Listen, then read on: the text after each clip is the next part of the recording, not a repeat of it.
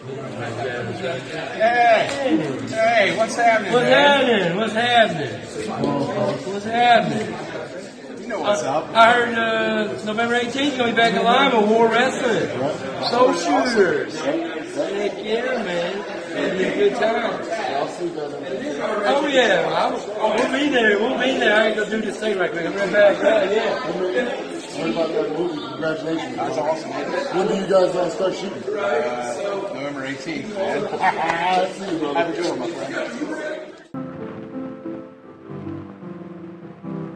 We know Mother knows how to cook it. And Father knows how to carve it.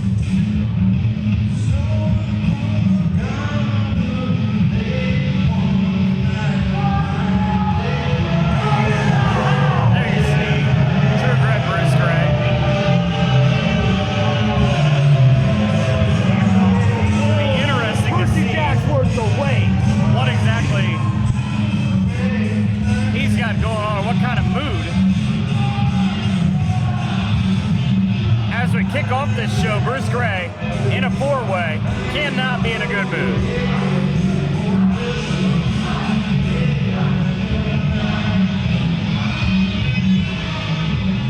Definitely not who the fans are going to like in this four-way.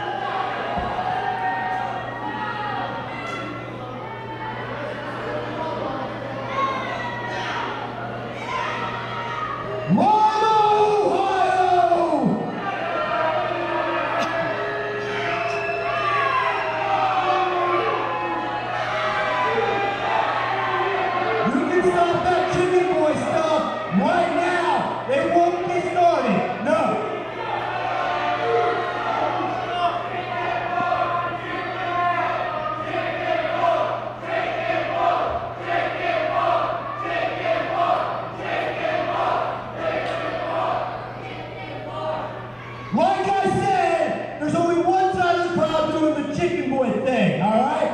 I'm not gonna hear it tonight. Don't start it. I didn't drive all the way to Lima, Ohio to be called a chicken boy. No.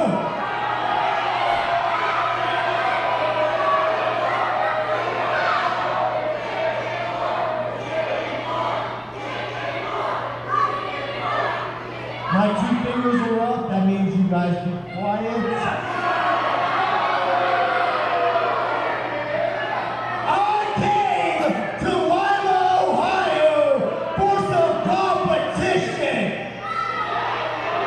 You see, I dropped that dead weight John Murray last month.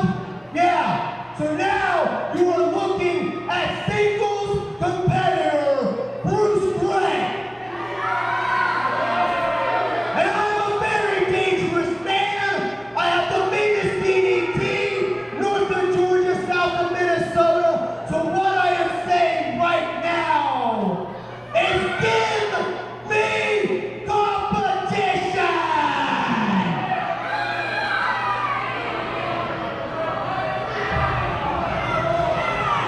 Well, it's not exactly like there's a shortage of guys in the locker room looking to make their mark by knocking out Bruce Gray. The toughest of the tough have tried and been unsuccessful.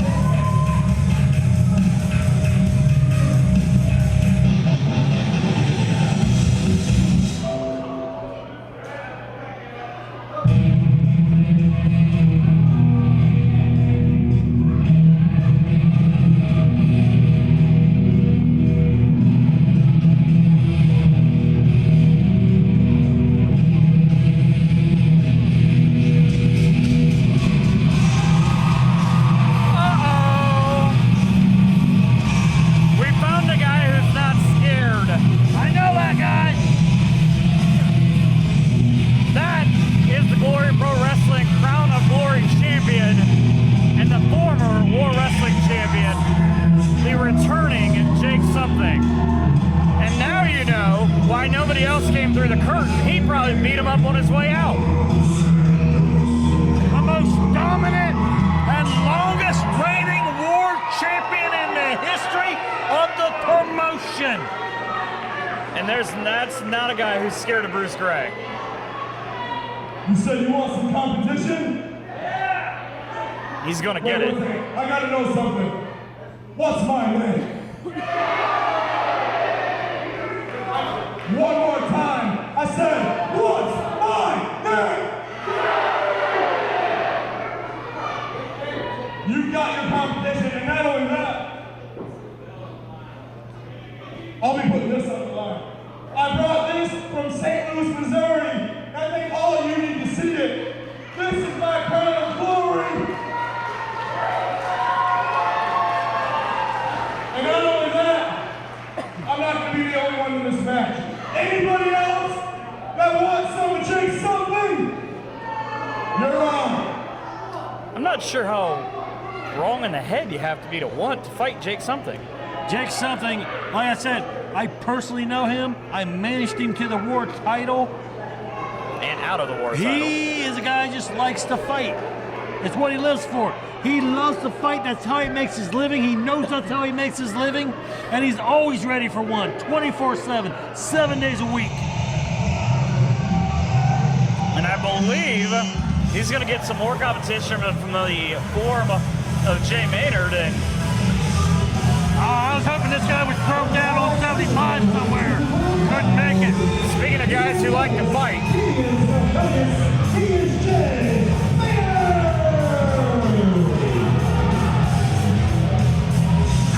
so Maynard much more loved by this crowd than those first two guys. Those guys. Somebody else is coming. Well, he said, the Crown of Glory champion said, hey, let's go.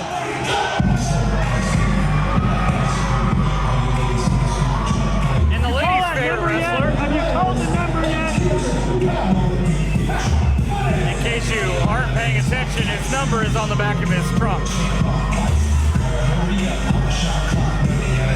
Half of the super tough dudes and Pat Monix. The super tough dude, Pat Monix.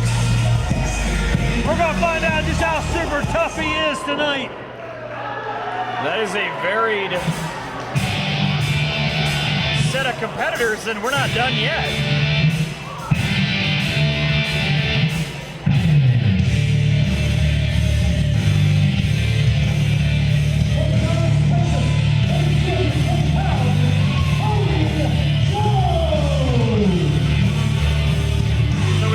Bruce Gray having nobody to fight.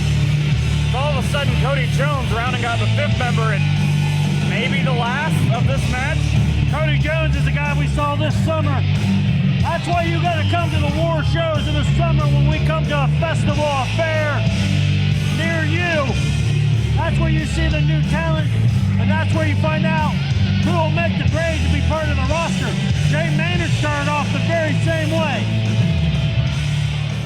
So you look at the ring, Jake Something, obviously the most accomplished of this group in war, the former tag team champion, the former war wrestling champion, now the Glory Pro Wrestling Crown of Glory champion.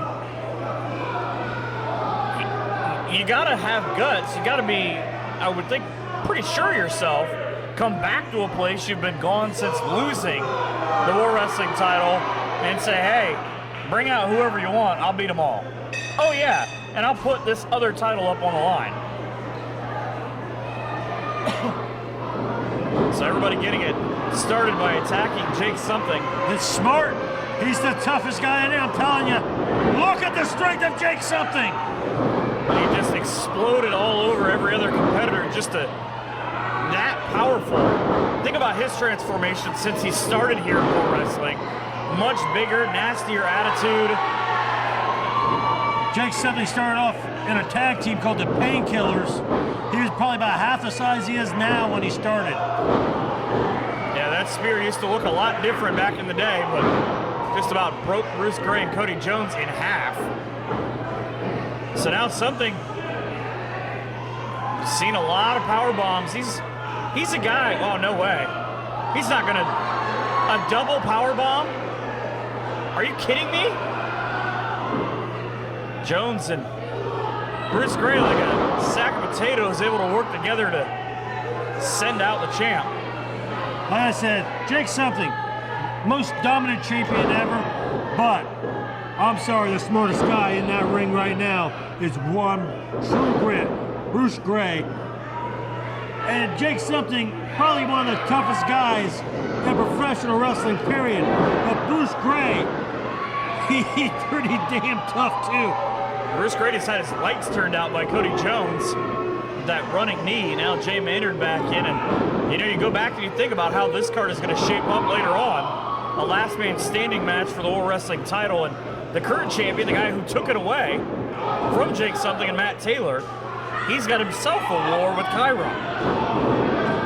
These guys just throwing haymakers right now as Jay Jones. Maynard is a guy the fans are getting behind a little bit more every time he shows up here, it seems like. Now Monix trying to work himself back in, goes with the leapfrog, the drop down, and a beautiful one-foot drop kick.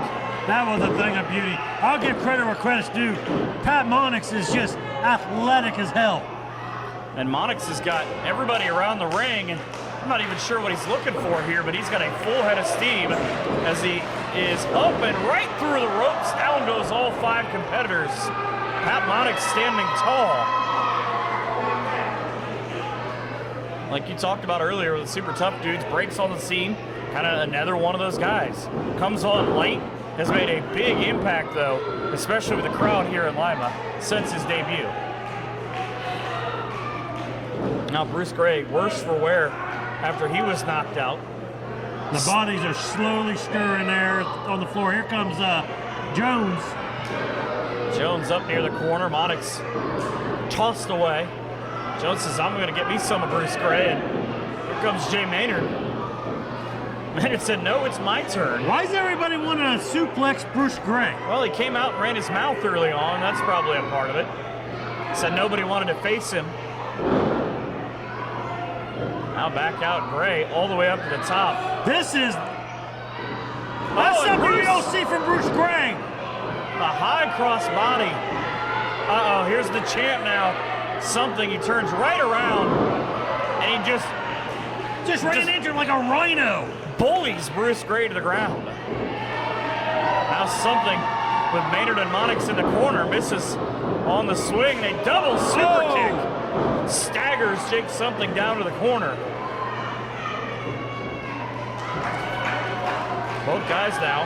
Well, how goes Monix? Smartest guy there. Smartest guy in this match. Remember, you need just one pinfall. This is for the Crown of Glory Championship. And the beautiful sit-down clothesline of the running senton. Nice combination by Jones. 1-2. But again, just the 2 count on Jay Maynard. So everybody. Let's give credit to War Management for actually doing something that doesn't involve screwing me over by letting Jake Something defend his newly won Crown of Glory Championship right here in War Wrestling tonight. Monix with a springboard back elbow off the top rope. Now Bruce Gray used that smart DDT. Used his smarts to set Monix up and then planted him down, but Maynard back to his feet, says, come Bruce, get you some. Bruce looking for another DDT, but Maynard, that spinning sit-out powerbomb, 1, 2, and almost had it. And you got to look at Jake Something right now, is at that champion's disadvantage. Those other 4 guys, he's just laying down in the corner. But it's a disadvantage he put himself in. He said anybody that wanted a piece of him to come out. Jones with a brainbuster on Maynard and Something back up to his feet. Black Big hole slam. slam. And that's it. So the champion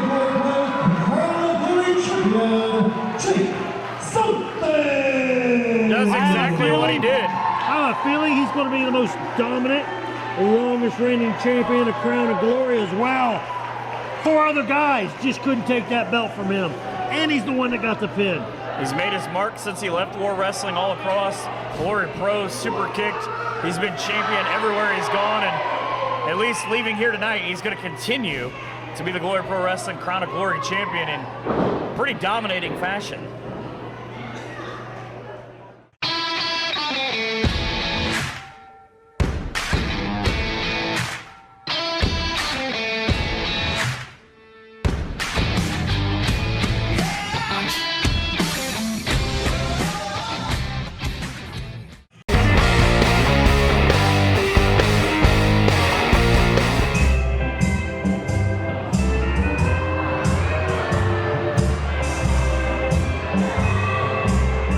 The following contest scheduled for one fall is for the War Wrestling Women's Championship.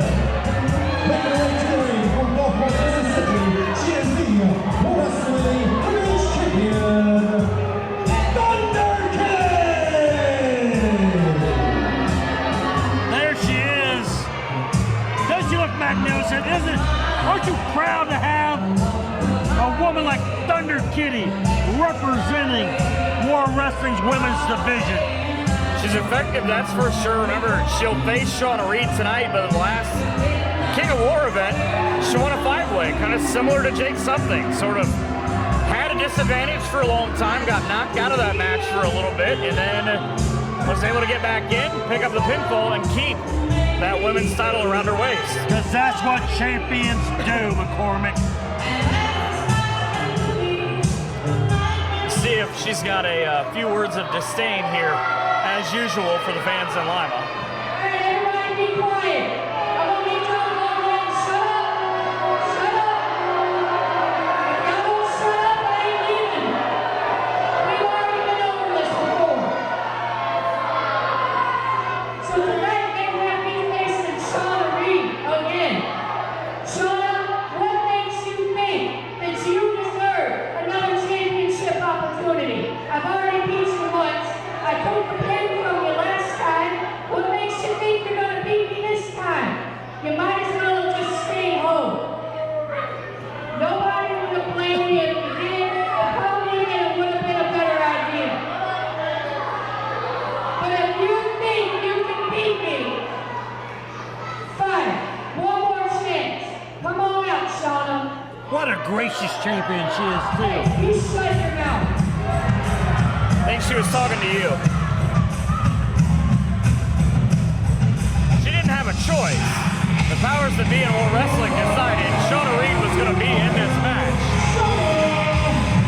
Shauna She Reed was walking with focused. look at her, she's walking with a purpose tonight.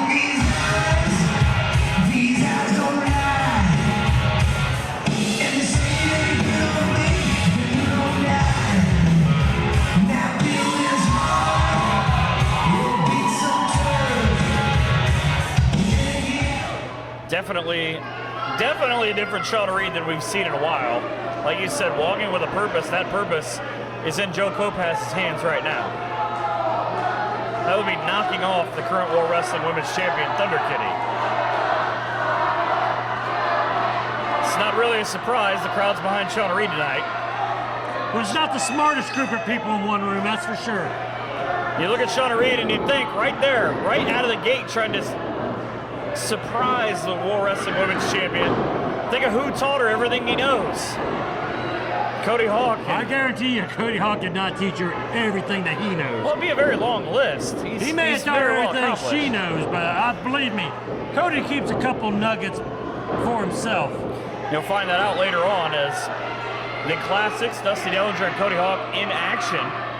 Actually coming up here in just a little bit. And already, what a good partner Cody Hawk. He saved Dusty Dillinger's life last show. I would be led to believe, if you watch the King of War DVD, that Dusty Dillinger might have a different view on that. But still. Thunder Kitty just rammed into the post after she gave a couple of vicious chops to Shauna Reed. Joe Kopas trying to get both ladies back into the inside. It's not working out real well right now for Joe. Shauna with a full head of steam, and there's that purpose again. And it got she's her cut a forearm off. right in the face. So Thunder Kitty back to the inside. She said, "You want one chance? Let's go." Misses on the diving elbow. And now she's exposed something for Shauna Reed as she comes up with the arm drag takedown. Reed with that 1-foot drop kick. That looks awfully familiar. Yeah, I used to do that. I was meaning Cody Hawk. Shauna full head of steam and with the monkey flip. The champion in all sorts of trouble right now. As Shauna again stalking. Oh, went for another monkey flip, but found herself on the back of Thunder Kitty now just hammering away on Shauna Reed. So the champion trying to figure out how she can put away Shauna Reed. She said, hey, if you don't win, this is the last time. Well, yeah, there's plenty of other women who want a shot at the title. I would imagine probably most women in the Midwest. We've seen a who's who already try and take that belt away from Thunder Kitty. Hardcore Heather Owens has been very unsuccessful. Well, she also got screwed over a couple of times, but again, you could go back and watch that on the iPay-per-view and see it for yourself. And there's a little bit of controversy on how Thunder Kitty even beat Heather Owens in the finals to begin with. But now just choking away. But you just said how dominant she's been as a champion. I didn't say she hasn't been a little underhanded, though, either. Again, came away with a win, and these two have a pretty storied history already. Thunder Kitty made a mistake. Shauna Reed able to pull her down on the sunset flip, and only comes up with 2. Runs right into the clothesline. Does Shauna Reed. Thunder Kitty says, that's enough. I can get a cover out of that, but Shauna out at 2. So Thunder Kitty is, again, was in control early on. Shauna Reed was able to fight back, but ever since she missed that second monkey flip attempt, has been in big trouble, and now hooked up right in the center of the ring. Just look at the clubbing blows to the side of the head. And I got to think, the longer this match goes, the better it's going to go Thunder Kitty's way. Just the experience. What, she got like 75 years experience of wrestling or something like that? Pretty sure that might be pretty close.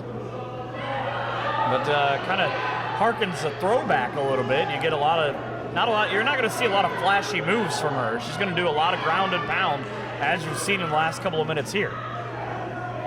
You're going to see a lot of winning. Lately, that's been true. Had a big hold right in the center of the ring, but Shauna trying to fight back. Now kind of able to get back to her feet. You got to wonder, though, as there's the clothesline. I was going to say how much air is left in her after being choked out the last couple of minutes. Still able to fight away at 2. Thunder Kitty takes a moment to stop and make sure she doesn't fall down. Shauna now driven headfirst into the turnbuckle in the corner. Clubbing forearms to the chest. I mean another turnbuckle. Couple more forearms for you too, Shauna. Look at the forearms, just the upper half of the chest, almost right in the throat from Thunder Kitty. Shauna able to fight back. And a neck breaker didn't get all of it. I'd say she got most of it.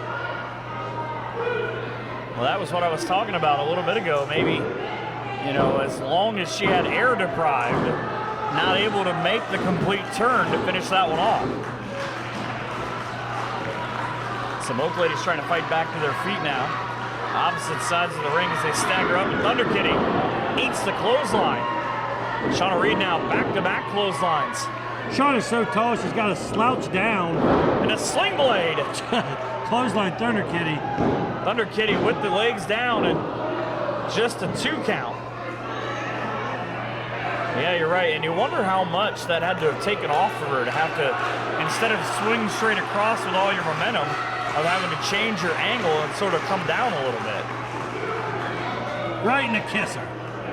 Thunder Kitty with those well-placed strikes and almost just a clubbing blow down as she begins to just mount and pummel away on Shauna Reed. At least until she's warned by the official not to not to continue her current path. Oh, Joe, let him Oh, fight. and there you go. There's what she was reaching in her boot for. The chain wrapped around her right hand. And that bootstring, the bootstring kept coming off of her boot. No, she tucked the chain back in.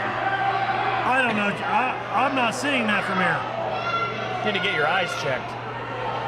Shauna just trying to get to her feet, never sees this. Oh, and you know who did? The referee. Joe Kopass said, "What is that? What are you doing?" Oh, she just raked the eyes. And the roll up, Thunder Kitty 1, 2, and 3 steals another one. Don't care how big a duck you are. Check a couple of fingers to the eyes. That works every time. Shauna Reed trying to explain it. Thunder Kitty still the War Wrestling Women's Champion.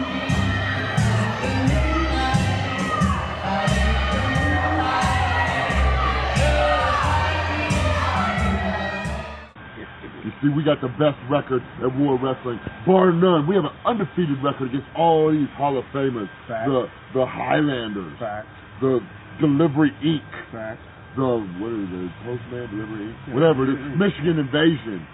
And who was it they called? Who did they get a hold of to come and take their tag team titles back off of the Scarboni? Huh? They called the Soul Shooters. If any team should be called classic in War Wrestling, it's the Soul Shooters. Cody Hawk, What up? see you on the 18th. Hulk Harmon. Dusty Dillinger, we never liked you.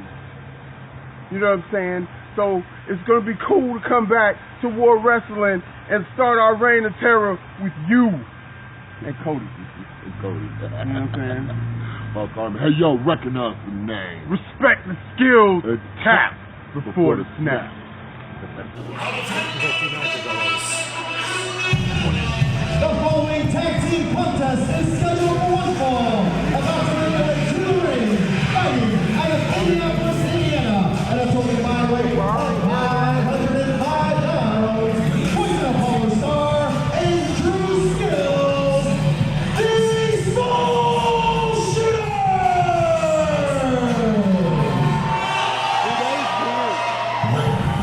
So the Soul Shooters are back.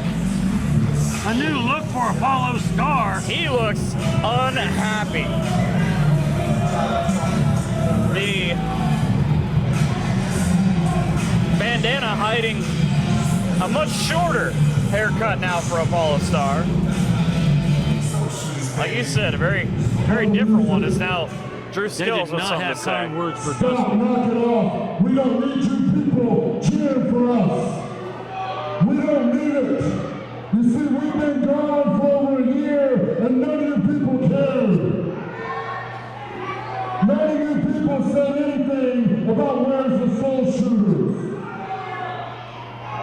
So since you didn't care, we don't care either. We're back at War Wrestling, but we're not back for any of you people. We came back to prove that we are the best tag team that has ever been at War Wrestling. We switched that one because So recognize the name, respect the skills, and tap before the snap.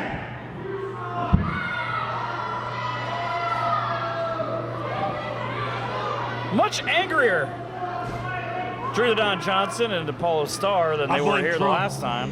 I blame Trump. They were not this angry when Obama was in office. Two guys they have a long history with, the Classics and Dusty Dillinger and Cody Hawk, might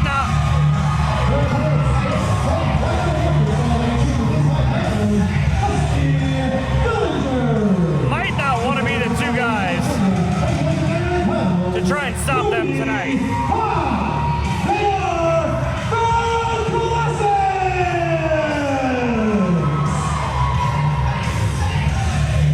Classic's just a nice way of saying antique, isn't it? I believe that's their name.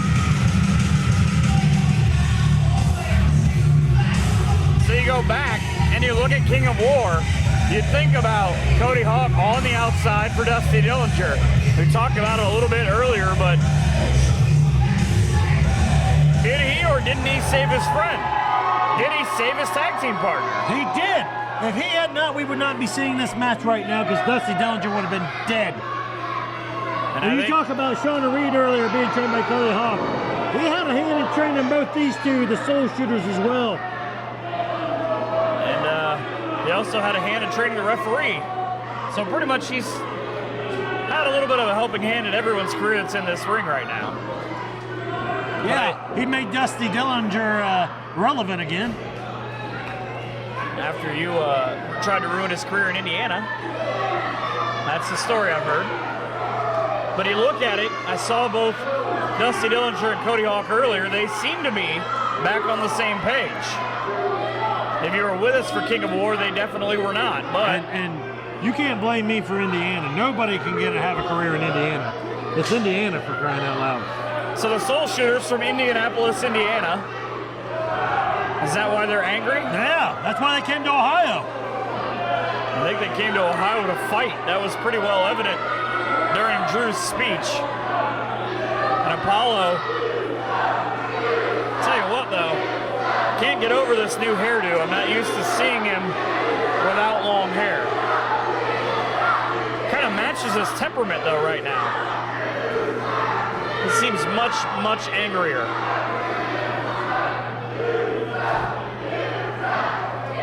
Of course, you look around, you look, Soul Shooters, been around the tag team titles most of their careers in War Wrestling. Apollo Starr, former War Wrestling champion, Dusty Dillinger. Two-time champion. Those two have butted heads multiple times for singles titles. And it's not the first time these four guys have been in the ring together. Now, Drew just picking on this poor referee trying to do his job.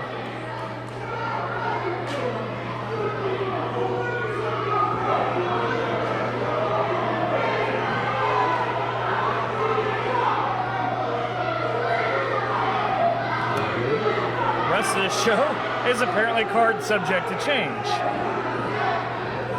Apollo Starr trying to fight Mr. Thunder in the front row now. I would imagine the gentlemen that had some choice words for Bruce Gray earlier on are probably a part of this too. Cody Hawk. Them two guys look like a couple guys that Amish community kicked out. You just have a set of boxes you're checking of people you're trying to piss off tonight. Like the Amish are ever going to know. So Drew, it's not just a name. Skills is a pretty big thing for him. Obviously, a big guy, but what I've always been impressed with is he can move. And a guy who's been in a lot of promotions, I know, long reigning singles champion, he can get it done either way. And I think that's what has always been so dangerous about the Soul Shooters. Oh, yeah. They'll fight you one-on-one, they'll fight you two-on-two, they don't care. Individually, they are great athletes, they are great champions. Put them together and, oh, good God. To get the, I guess, the wily veterans on the opposite side is maybe we're finally going to get this one started. And the Soul Shooters beat one of the best tag teams I felt ever in the Scarbonis when they did win a War Championship. And they chased them for months. Remember the Scarbonis, kind of the same thing as the Thunder Kitty match, the last we just saw, kind of by hook or by crook. They didn't care what people thought, rules. They just care they walk out as the champs at the end of the night until the Soul Shooters finally put a stop to it. Champions get bigger paydays. Of course, the other side, Dusty Dillinger, no stranger to being the tag team champ. Him and Brian Beach, a couple of years ago, ironically, beat the same guys in the Scarbonis. One night at the Allen County Fair. Dusty, kind of a different look for him as we continue down the road to the anniversary show. It's just about a little over 60 days away as we sit here right now. The Hall of Fame and the anniversary show, biggest event War Wrestling does. Dusty Dillinger with some words to his longtime foe at Apollo Stars. He's laying on the mat. Probably couldn't understand a word he said, though. He talks that hillbilly redneck gibberish. Apollo, I think, understood the hip toss as he heads out to the front row. And Dusty, remember last time, he's not afraid to dive off of there. And he's very angry at Apollo Star. Did you hear Dusty shouting, "Who's the best?" Like he doesn't believe. Come on, Apollo said he pulled his hair. That's where it went. Right. That's why Apollo is bald now. But it's almost like Dusty doesn't believe the Soul Shooters claim that they're the best tag team ever in war. To be fair, Dusty Dillinger in his career has taken on a lot of guys who have claimed to be the best at a lot of things, and he's been still beaten here. by a lot of them too. He's still here, isn't he? So are cockroaches. What's your point? I don't believe so. This is a very nice facility here at the Civic Center.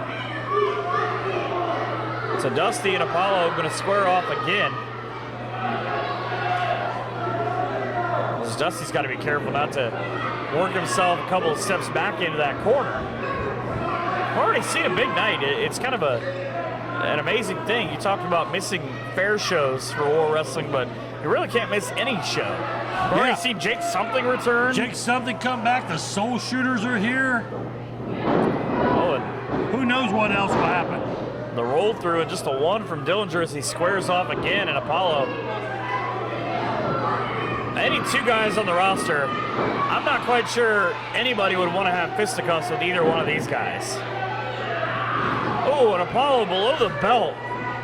And just a few short years ago, if you remember, Cody Hawk and Apollo Star had a hellacious strap match. Dusty Dillinger, of course, has been in his share of those as well. Oh, you name him a and type Jack of Sampson. match. Yeah, you name a type of match. Dusty Dillinger has taken part in. Well, I would First say, ever War Games in here, Dusty's a part of it. First ever scaffold match in a cage, Dusty was part of it. Last man standings, ball rope matches, strap matches. now Dillinger off the tag, relegated to stand on the outside as Cody Hawk, the trainer of champions. I was going to say, from my understanding, the future movie star Cody Hawk. That too. As a blossoming movie career is in there with a guy who doesn't care about movies. He just cares about fights and Drew Skills. Talk about Cody Hawk, his credential. So, I don't know that we have enough time. You know,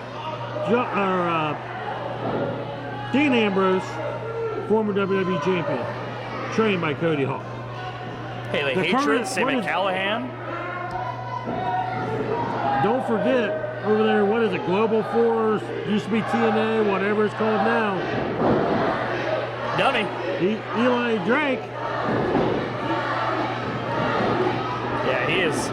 And he's one that we got to see in person a couple of months ago, and he has really blossomed into a superstar in his own right.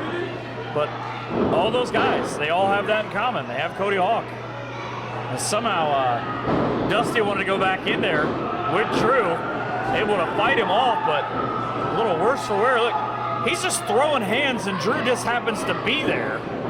Apollo in on the blind side. He caught a clothesline for his trouble, and a boot to say, get on out of here. Dillinger, like a house of fire, in charge. Rolls Drew. Oh! It's almost like Dusty's trying to prove something. I think he's trying to prove he can still go. You and a lot of other people seem to think otherwise. I think if you were to look back, and Apollo took the low road with Cody Hawk on the outside. If you were to look back at the anniversary shows the last handful of years, look at the big matches, look at the guy who's been a part of them. You said he's been a part of all the new matches. He's been a part of the big matches, and Dusty Dillinger. And he made a mistake. Don't ever turn your back on Drew Skills. Well, yeah, we're talking about the Hall of Fame coming up. Caden Assad's being inducted. And Caden Assad and Dusty Dillinger went to war several times for that at the time, vacant World Championship that Caden Assad ended up winning 2 times. And I'm not sure Caden, we really haven't seen him, was ever the same after that. I know Dusty wasn't for months after that. And you think about it, I mean, this is a Dusty Dillinger that he can fight you, and he threw Jock Sampson off a scaffold. Threw him off a scaffold because he's a sick man. Because that's how you win the match. But you can go back and watch all of those on the iPay-per-views and just see for yourself. But you look at the tag team matches, and Apollo, you're only a couple of seconds away at all times as he gets a big suplex from the gas chamber. That's Apollo Star for you. He could change the way the match is flowing in a second. Out of absolutely thin air, he'll find a way to suplex you. And if anybody knows how to throw a suplex proper, it's that guy. Works on his half of the ring. Around goes Dusty as Drew comes back in. Here comes the big man. Now Dusty down into the corner, and there goes Drew. Right the knee right to the face. That can only do improvement to Dusty Dillinger's face. Dillinger down. Trying to fight his way back up, and Apollo, now with the extra leverage you see there in the camera shot, he's just trying to rip his face off. He'd be doing us all a favor.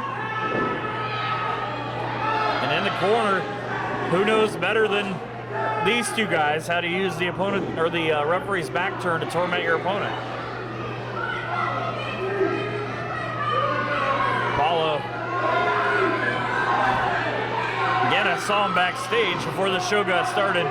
Even when they walked in the door, they were not in a good mood. Trying to destroy the classics. Right now, Dusty trying to fight himself back. Drew just pushed him away. Oh, and you talked about it. The big man, he moves like he's 100 pounds lighter than what he is. He's also got what I would guess is probably size 15 or 16 boots. And Dusty just found one right upside his head. Drew's patting himself on the back. And the referee distracted on the 3 count. No actual tag. Because Cody Hawk pulled the ref off of him.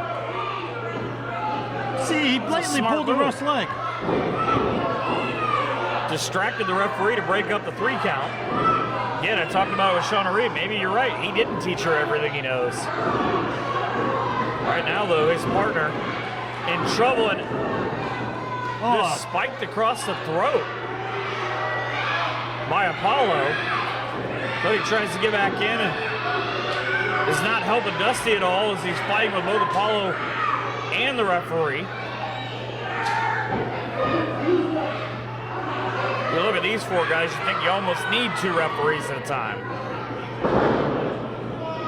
Dusty down. Their head turned one way and the elbow drives it back the opposite. I don't know if hitting Dusty in the head is the best game plan. It's working right now for the Soul Shooters. Just so much, you could really talk about the whole match, so much history with all 4 of these guys. And not just war, just professional wrestling in general. So you look at it, you think thousands of matches these guys have all competed in. And Cody Hawk by himself, I think, is somewhere in the 2,000 or 3,000. Yeah, you combine them, I'm sure you're hitting over 1 million. It would seem that way. Drew, of course, trained by Cody Hawk, Matt Stryker, and Les Thatcher back in 02. 6 foot 257. Apollo's got that nasty look on his face.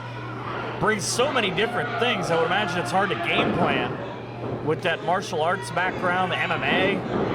And he's always ready. Oh, and down goes Cody Hawk, knocked off the apron inadvertently on a throw by his own tag team partner. Big boot! And Dusty now in there with both Soul Shooters. There was a hellacious clothesline. He's still on the floor. I don't think he saw Apollo. As Dusty now with Apollo. Oh, he was going for that last ride. So I'll have to wait as he shot into the corner. No, I don't even at this point which one of the Soul Shooters is even legal. And the big elbow, the entire rotation as Apollo, you would think it's academic here. 1, 2, and 3. Just Dusty ran into the end of that spinning elbow.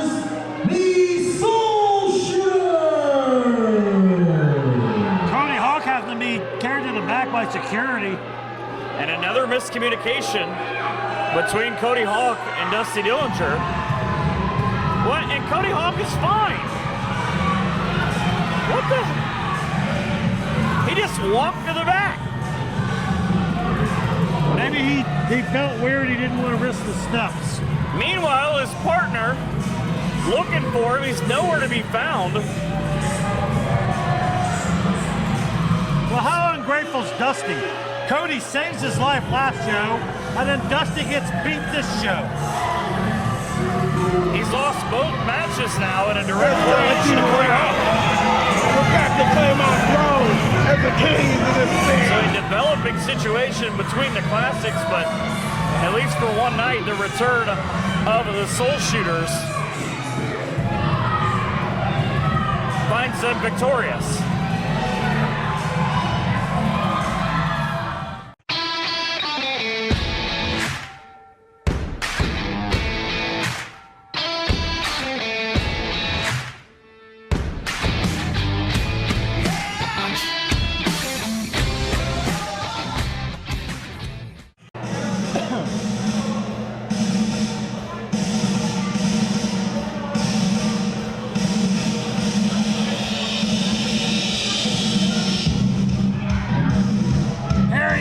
This kid's like a wrecking ball when he gets to that ring.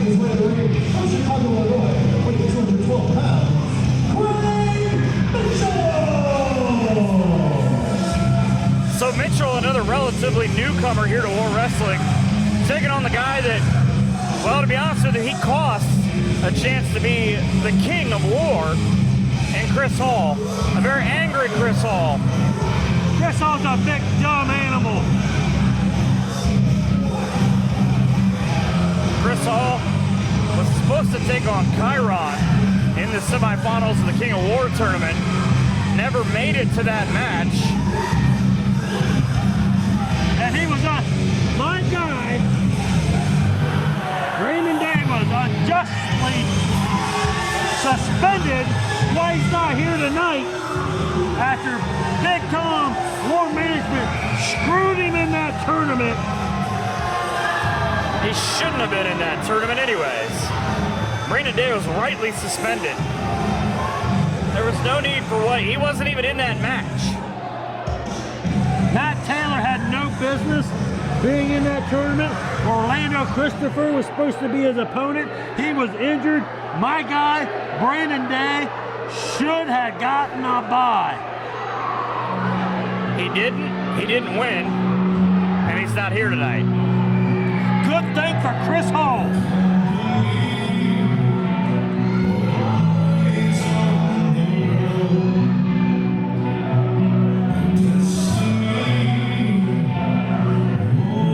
See here in the background, Bad Company, former two-time War Wrestling Tag Team Champions. This team served he and Sherman Tank well for years as they dominated the tag team division here in War Wrestling. But now out on his own, the size advantage for this match will go to Chris Hall. Yeah, but like I said, Hall's a big dumb animal. Craig Mitchell is a wrecking ball. That kid can tear down anybody.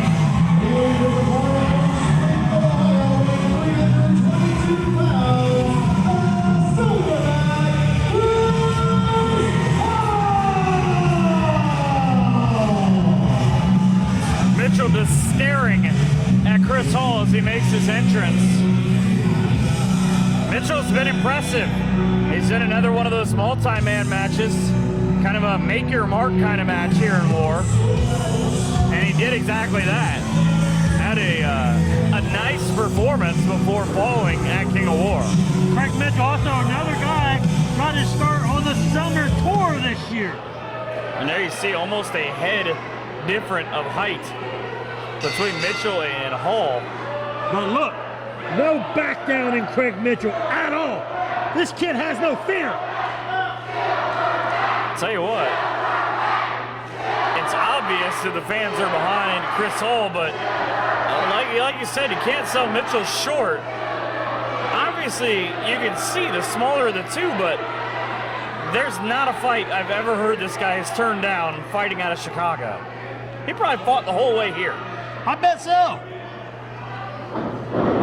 Just mugged down to the outside.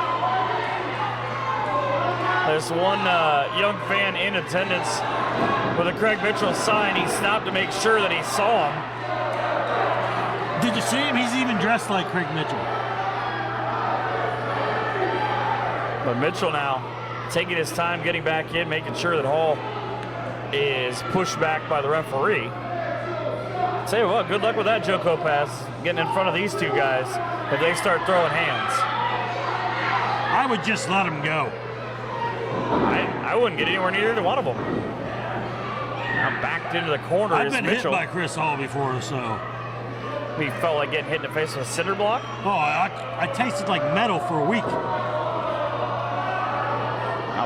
Maynard, we saw earlier on, part of that new generation, had a big fight with Craig Mitchell earlier on. We've seen the two of them go at it. Both are a little bit unorthodox, Jay Maynard and Craig Mitchell, but that was a fight that I think a lot of people kind of found out both of these guys are legit. And the reason why Craig Mitchell, he asked for this fight of, hey, I've taken on the guys you tell me are supposed to be the biggest and the best. Give me another one. Hall just enjoying the size advantage. Mitchell. Yeah, and that cockiness just paid him. He just paid for it. So, oh, look at him go to town on him. Hall. Now, wobbly feet. Kind of waiting. Mitchell made a mistake, and Hall's going to make him pay for it. All the way up to the penthouse, and down to the basement goes Mitchell. Powerful slam. He did do the smart thing, though. Mitchell immediately rolled out to the outside. Just that quickly, Hall uses that power game and turns things around. Mitchell wanted no part of him as he headed back the other way when Hall went on his run.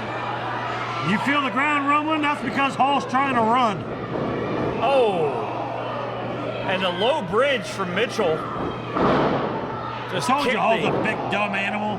Kicked the middle rope right up into the lower region of Chris Hall. Mitchell. Wow! Wow, beautiful standing moonsault. I'm in awe. Look at him! It's not like he's a very small guy by himself. Pardon my language, but he's making he's making Chris Hall his bitch. Right now he's got Hall just choking him out. Big hand with the slap. When's the last time you see Chris Hall get manhandled like that by someone smaller than him? Well, the guy who jumped him from behind in Brandon Day would be my assumption. Again, Day not allowed in the building tonight. And you got to believe going forward that whenever he is here next, Chris Hall's not going to forget about that. Mitchell now trying to use the best thing he knows how. Keep the big guy low and grounded. What is a sound theory? Hall sent back down as he tried to charge forward. Silverback found nothing but bad intentions from Mitchell. Mitchell now, I think he's trying to go to work on Hall's arm. Makes it a lot harder to lift up a guy over 200 pounds to hit that F5 if you can't lift up one of your arms. Oh, and he's just trying to break off the fingers. He pulls back on not only the arm, but the fingers of Chris Hall. I don't think anybody's ever thought about that. Chris Hall, big tough guy, Chris Hall. What's he like to do? He likes to club people. He likes to hit them with them frying pan sized fist of his. It's a lot harder to do when your fingers are broke. Yeah, it's a smart job by Mitchell. And really, with that, with the double axe handles right to the chest he likes to use, the F5, the spine buster, a lot of the moves, you don't have a finger to be able to grip a guy properly. It's going to be very hard to hit a couple of those moves. Mitchell may be making a mistake with as much time as he's taken. Hauled down in the center of the ring, but for how long? Mitchell, I don't know if he sees Hall getting back up to his feet. Oh, Hall all the way to the top of the suplex. Just threw Mitchell halfway across the ring.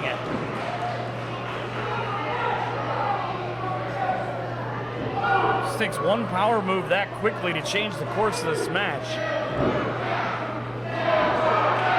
This has just been a slobber knocker, to coin a phrase, from the get-go.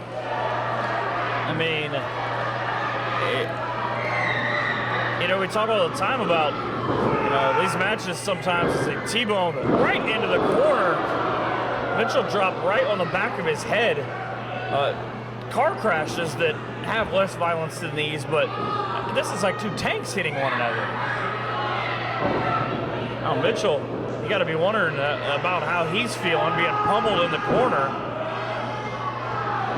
All with a full head of steam, and I think the ring just moved about a foot. Big shoulder block. And the straps down usually means it's time to go home. I wish he'd go home. Mitchell back up to his feet. Spine buster by Hall. 1, 2, oh! No! And just a 2 count. I thought that was going to be all. Didn't get all of that spine buster, but got enough. And Hall said, oh, I've got some more tricks up my sleeve. I think he's calling for the hammer. Hands clasped together in the corner usually means time for an opponent to be done, but Mitchell fights off with a kick to the face. Now he's going, wow. Wow, look at the strength of Craig Mitchell. Oh! A version of a Death Valley driver. 1, 2, and that does it in this match?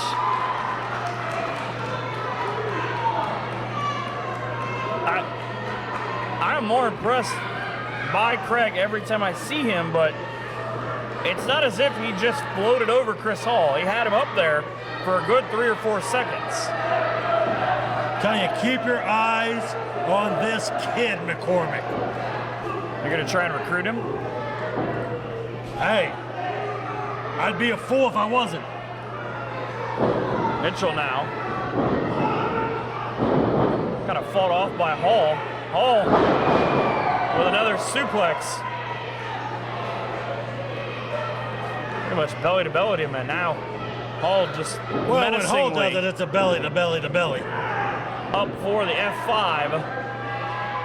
Mitchell in the center of the ring, nowhere to go but up into the lights. Almost bounced him out of the ring. And he did. Again, the second time now that Mitchell has taken a big move from Chris Hall that should have ended this match. And he's just rolled off to the floor. So trying to, I guess, use security to get up off the floor. Well, at least they're good for something. Mitchell now. Oh, what the? That's Brennan Day. He's not even supposed to be here. He bought a ticket.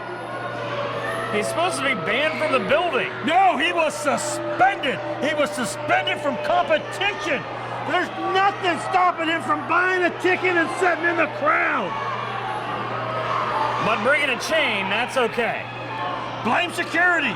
What is his deal with Chris Hall? Worse yet, isn't there an Allen County Sheriff on duty here? And Hall, Day's going for a ride. Oh, and why does Mitchell care? He's now apparently partnered up with Brandon Day. This match has been thrown out. These two hammering away on Hall. And the chain right to the face.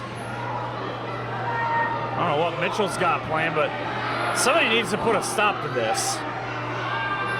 Why? Oh, it's around there. He's got it. Brandon Day, a sore loser. And now can... I don't know how we're not... Nobody's putting a stop to any of this. Brandon took out Sherman Tank. I guess he's trying to finish the job and completely get rid of bad company. Well, Hall is out cold in the middle of the ring. He did their dirty work for him the first time he was here. He was our hired gun. So the hired gun again comes out of the crowd and attacks Chris Hall. Second straight match that Hall has had here in War where he's done that. He didn't come out of the crowd last time. Attacked him. Now, get your facts straight. Hall trying to... Well, second time he's brutally attacked him for no reason. And there, down goes Hall. At this point, you just gotta hope that his mom and daughter aren't watching this. It ain't never gonna be enough. It ain't never gonna be enough. You suspend me? Try and suspend me. See what happens. I'll leave him dead in the ditch. You can't get rid of me. You'll never get rid of me. And Hall back to his feet again. At this point, just stay down. Mitchell screaming at the fans in the front row. And now the 2-on-1, the numbers game too much for Hall.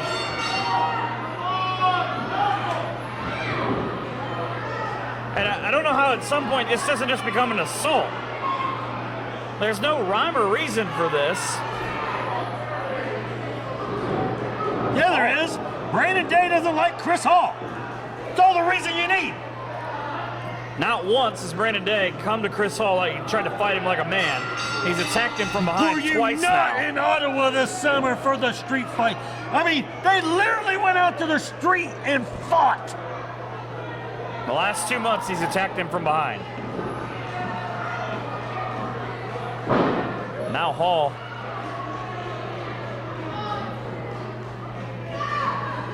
Just in the corner. Officials trying to break this up.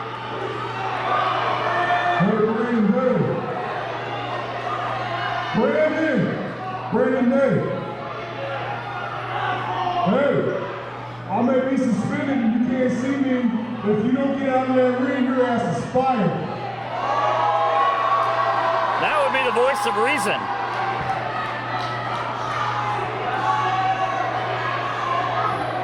You know what? Go ahead and try and fire me. In weeks, I've got a title match with Mojo Queen for the Respect title. Signed, sealed, delivered, ironclad. You can't do anything to me. You try to fire, you try to keep that from me, I will sue this company, and by the time I'm done, I'll own War Wrestling. You know who drew up that contract?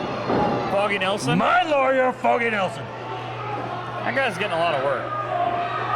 Suspend me, fire me, try, just try, I dare you, and see what I do. I'll take that belt, I'll put it in the trash and I'll piss on it, and every one of you. I'm not sure you can threaten to do that to a crowd. I think Ozzy got in trouble for that once. Right now, Chris Hall needs some kind of help from security at this point. Why this is being allowed to continue. Security apparently has the night off.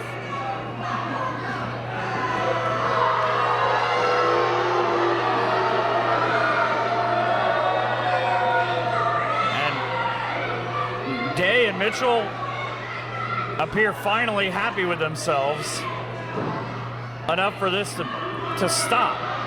This may be the happiest moment of my life. And Day, just as quickly as he sneaks in. That right there's the man. sneaks out the back door. That time of year is upon us again, the time when we give thanks. We give thanks for the many blessings that have reigned over us. But here at War, we give thanks to you, the fans. We give thanks because of your loyalty. We give thanks because of your support. So at FANSGIVing, I want to give thanks for you. I want to give thanks for you accepting me as one of your own. I want to give thanks to you for allowing me to be your voodoo king.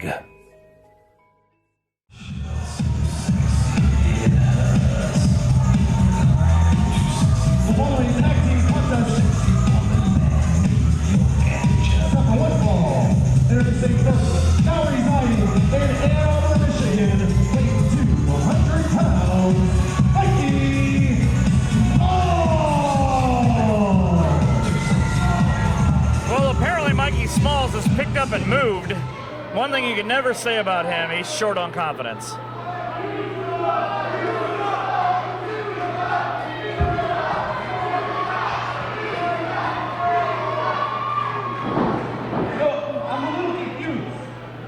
You guys all used to cheer me just like that.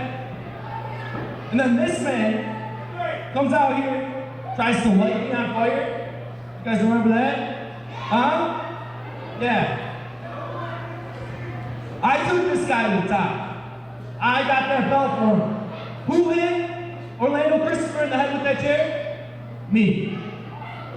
See, when you have a dog that bites you, you put that dog to sleep. I'm gonna take the belt from him, I'm gonna take everything he has. Mojo, come on out so I can take your belt.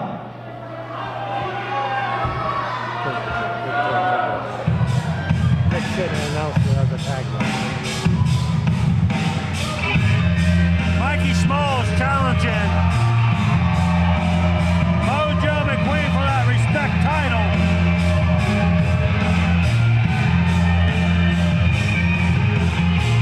But if you know what he's capable of, why in the hell would you call him out here? Oh, Kyle Craven! Maybe that's why. Kyle Craven and Mojo now have had their own issues. And the monster from the Midwest. Oh, the power of Kyle Craven just throwing Mojo McQueen in the ring like he's a rag doll. Like a rag voodoo doll, if you will. Ba-dum-bum. These are the jokes, folks.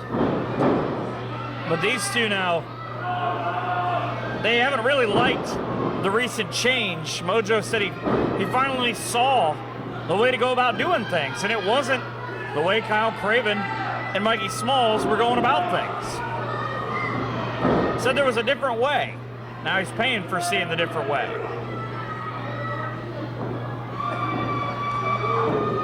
So this was supposed to be a one-on-one match for the War Respect Championship. And now it's just a mugging. It is a mugging. The masked man is the one getting mugged by these two hooligans. And there's nothing, I mean, this is not part of the show. Bell hasn't rung. Referee's doing nothing. Uh-oh. You're gonna get what's coming to you, boy.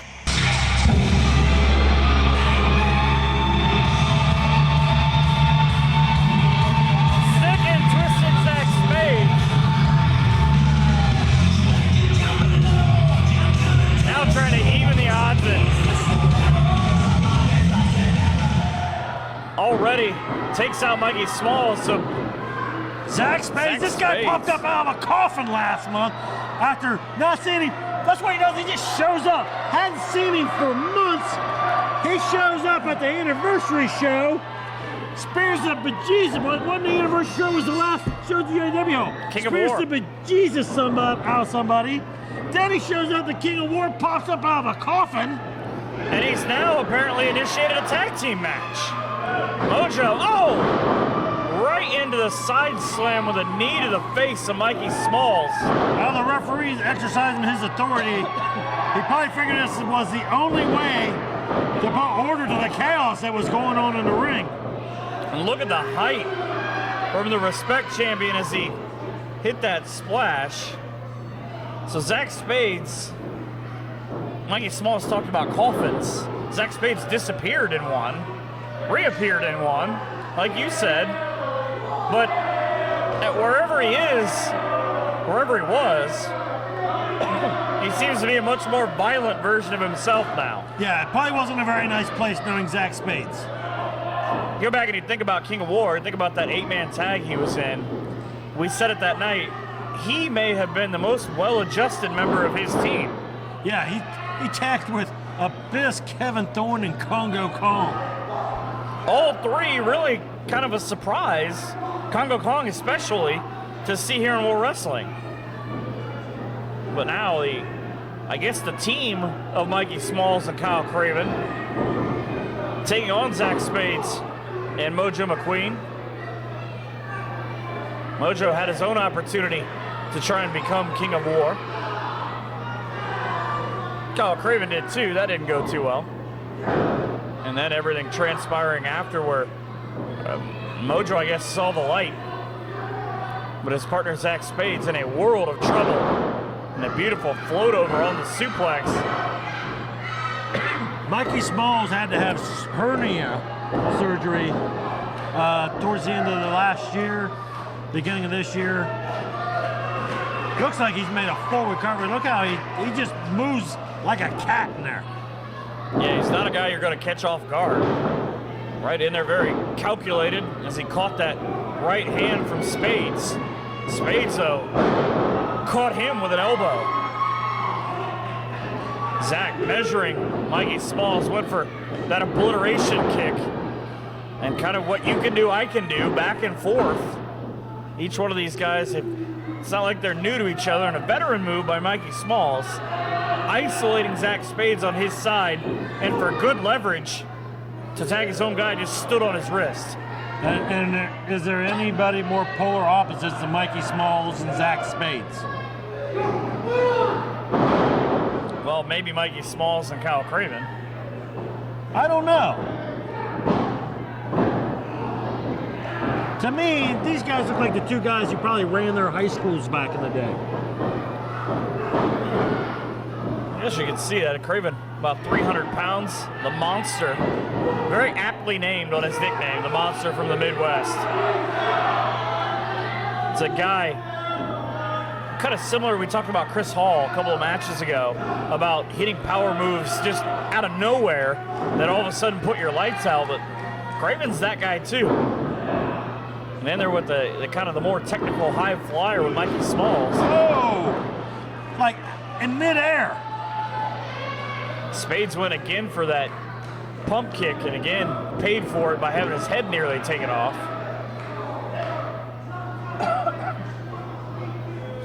So all the titles, or all the champions here tonight. Handful of the titles on the line. The World Wrestling Championship is kind of going back and forth. You look at the tempo. Sometimes Chiron, sometimes Matt Taylor, they get another opportunity to square off tonight. As Chiron took that title off of him this summer. That's not a guy I want chasing me. And not a guy I want standing on me either. And Kyle Craven, again, it's cut off Zach Spades' offense a couple of times. Mojo, fresh as can be out on the outside. Wants Mikey Smalls to tag in the worst way. Craven, you notice the box is missing. And it makes you wonder where it is. It's like he's not harvesting any more souls. Well, I think he harvests enough of them. Well, to me, it just makes him a little less scary. I don't look at Mojo McQueen and I'm any less scared than I have been.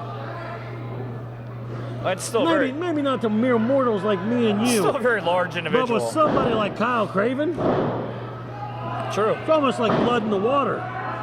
Oh, and Spades able to cut off Smalls at the pass. Now fighting back, and Spades has been in there for the last 5 minutes now, trying to take off both members of this tag team. Spades, now he finally got it.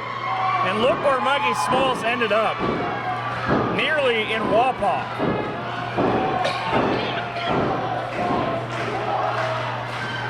Mojo trying to get his partner to get him back in. The bad news for Mikey Smalls, he finally did it. Mojo, 260 pounds up and over. Turn around, tag Kyle Craven right off into that running knee. And Spades with a spear. Oh, and I felt that before. He speared me out of my shoes more than once. Mojo's looking for thumbs down. Spades, where the hell is he going? Cannonball! Just cannonball into the front row. And this should be the end for Smalls. The end of his night, Mojo with the 3 count. Warriors, Sick and Twisted Zach Blaze, and the World Wrestling Respect Champion, Mojo McQueen. So Mojo and Zach Spades making relatively quick work of Mikey Smalls and Kyle Craven. Mikey Smalls, flat on his back, still defiant.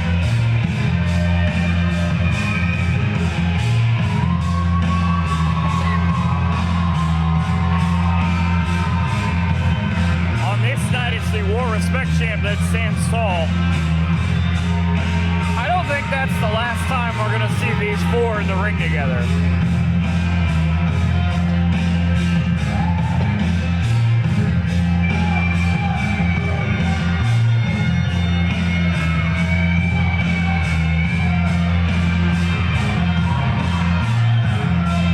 This be probably the 2 creepiest guys ever in War Wrestling. Well, the belt is between the feet of Mojo and Zach Spades, but Mojo's got his hands out. You know, Zach Spades would love to be the Respect Champ, but right now he seems to have gained a tag team partner.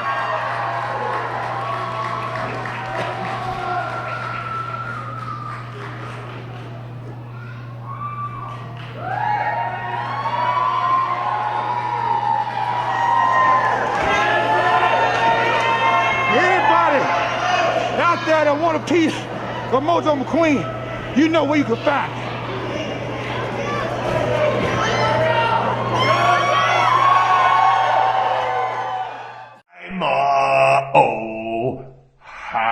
Ohio gets mysterious once more because the mysterious one is coming to Wrestling in Respect for big 8-man tag team action. And I know my humans will not want to miss it.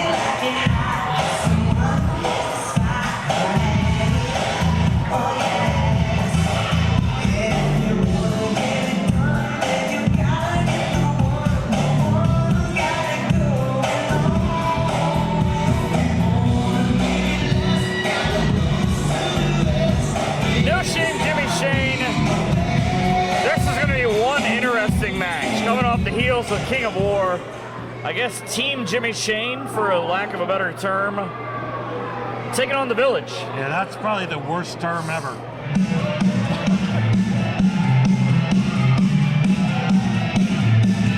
On this nutbag.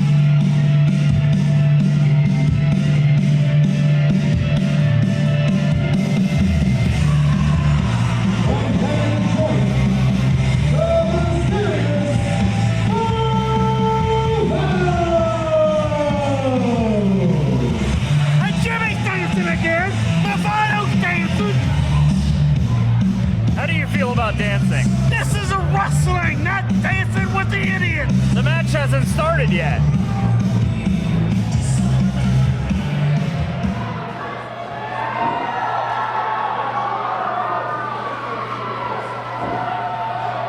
I'm not quite sure that the next two guys who are their teammates are going to be dancing. I would doubt it. I would doubt you're going to see Beast dancing. Oh, I'm good. I'm good if they're not. I think there are very few people that the War universe is taken to as quickly as the man from Planet Detroit.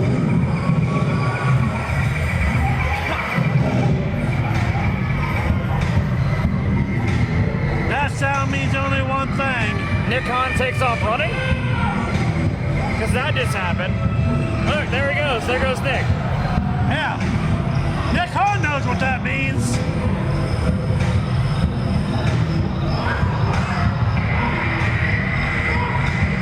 So led down by Queen. I can only imagine what happened to Hooks. They left Hooks and Beast laying after they lost to the team of Zach Spades, Kevin Thorne, Abyss, and Congo Kong last month. Beastman, Roots, they were not happy. I really hope this ring has been reinforced. That is a lot of beef about to enter the ring.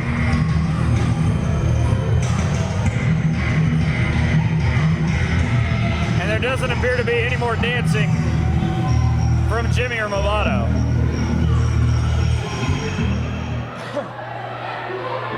Now, the entire village taking down both Jimmy and Movado.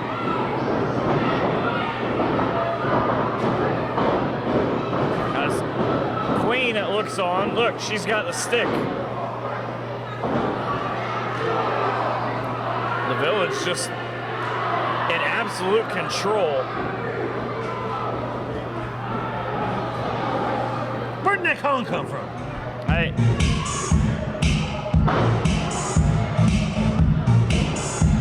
I don't recognize this music. Wait a minute. Oh my it's John God! Murray! That's John Murray! And he's now going to take on a village. His teammates. Those are big headbutts. Look at these two behemoths. Just headbutts back and forth. John Murray just looking for a place to belong, apparently. He's got issues with the village. At least it makes sense why he's out there. Oh, and there he is. Oh, here comes Beast. He does not look happy. So, And for those of you watching on iPay-per-view, no, he is not wearing a jacket. the village finds themselves outnumbered in the ring. Movado down in the corner, and Beast and Beastman and the village and Jimmy Shane have all traded blows. Now Jimmy Shane, he's the only member of his team for a moment on the outside. I don't even know if this is even remotely anything close to a match.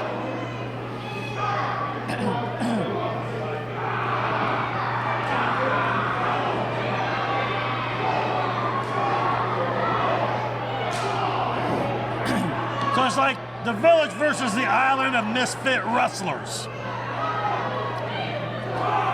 Weren't a couple of these guys on your best friend list for a while?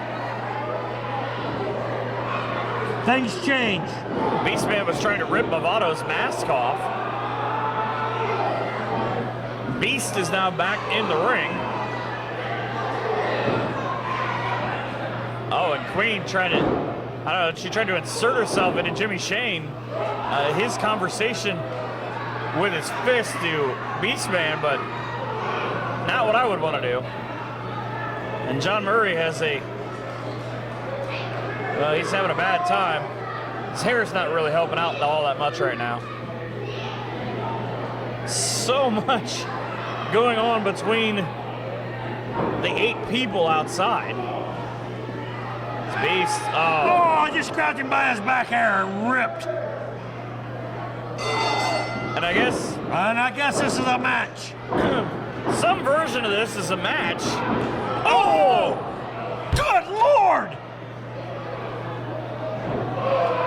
I think Beast is going to need to go to the hospital. I think he just caved in his chest. That would be like running as hard as you can into a cannonball being fired at you. Being hit with 3 bowling balls at once. Well, Queen is up on the... She's in the match. So I would believe, first intergender match in a while. She also showed up at the 4th of July this year, put a beating on Shauna Reed. Now, she's like whipping the fans with her hair. Well, maybe she's a big fan of Willow Smith. She whips her hair back and forth. So the Village in the corner beating down Beast, who once upon a time was kind of in their camp. Movado is stomping his way up and down the apron. And Queen very proud of herself. Oh, good Lord. Someone's going to have to scrape the Beast off the mat if this keeps up. Not sure if we paid the janitor extra here at the Civic Center for this. Beast is in a horrible world of trouble. That's about a 700-pound suplex. And Movado thankfully breaks up the cover for his side. But still, Beast in there being beaten down by, at times, every member of the Village. And I don't think Beast wants to tag out. I think he's got a score to settle with them. Him and Hooks are very good friends.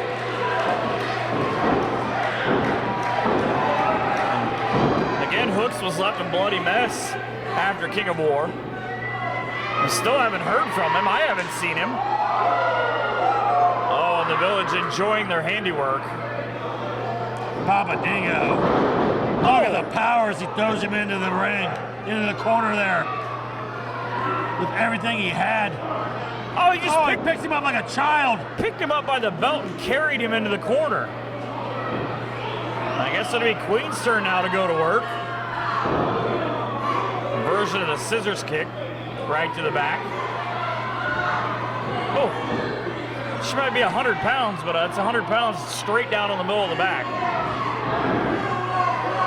Beast has been in trouble this entire match. Queen, well, she was choking him out. I don't know why there's a USA chant going on. The Village is outside of the U.S., I would imagine. But we don't know where Beastman's from. He could be from Jersey. Thought he was from Texas, to be honest with you. Now Queen almost made a mistake to allow Beast to get back into this match, but it's not going to last long. Again, every member of the Village has had their way at times in this matchup. Nick Hahn ran for the hills again. Jake Something's just up here taking in the show. Again, victorious in his return to War Wrestling earlier on. Defending the Crown of Glory Championship. And just the individuals in this match make it a very interesting matchup on both sides. Jimmy Shane and Movado. Hey, Jimmy's dancing again! They want to fight and dance. John Murray, he's here to fight. But not one of the three of them has gotten an opportunity so far. And you got to wonder what kind of mistake. He dragged him over to his corner by his beard. You got to wonder what kind of mistake would it take for the Village to turn their back to have Beast get a tag in this match. It might be over before long. I'm not sure how you could want to or how you would survive this onslaught if you're Beast. Oh, that's like a stampede of rhinos.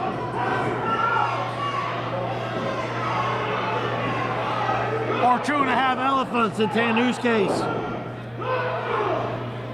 And the frequent tags, nobody has even really gotten winded in the corner here is Queen. Ooh, with a running drop kick to the face on the low turnbuckles. And the other part of this is you can tell the Village, they're happy just beating up Beast. They don't care about trying to win this match. And he has got the ever-living hell beat out of him so far in this match. There might be a point where someone would need to put a stop to this. Oh! Kind of the... Oh! There's the opening. The miss on the Bronco Buster. And it was Queen who made the mistake, but does Beast know where he's at? Can he get the tag? Oh, he found Jimmy. Jimmy now in throwing fists. Here comes Papa Dingo, though. Jimmy needs eyes in the back of his head. Oh, no, roots run into each other. Keep in mind, Jimmy knows how to throw super kicks now, too. How many would it take to get one of these guys down, though? All hell has broken loose.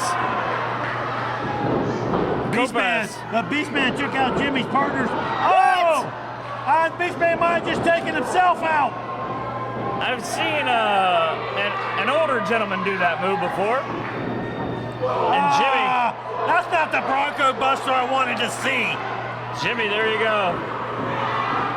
So one of them doesn't work, the other does, and the shameless one in control. Oh, and he was cut off in the corner. Up on the shoulders. Jimmy trying to fight his way out of it.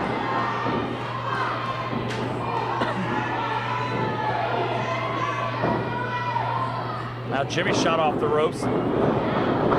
Beastman. Oh! About turned Beastman in half. Jimmy said... What's Movado doing?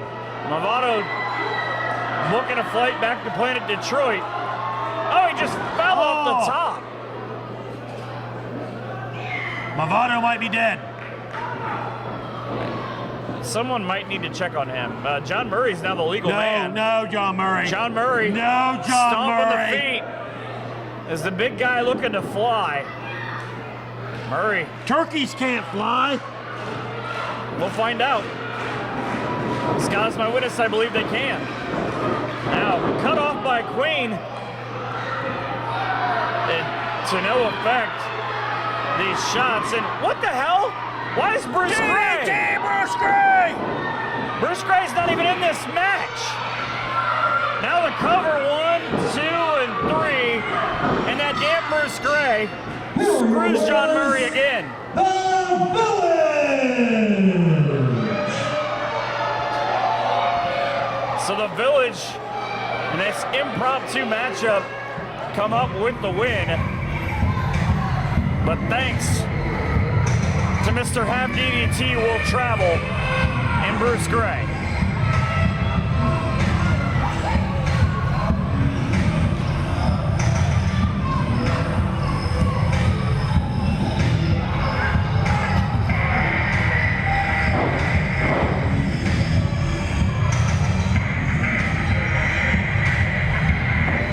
And the assault continues on poor Beast.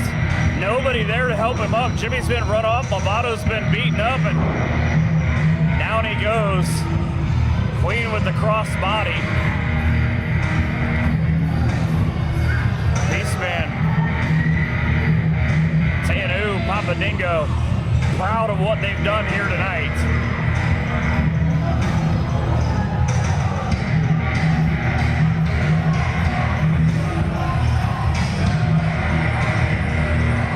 They stand over the lifeless corpse of the Beast.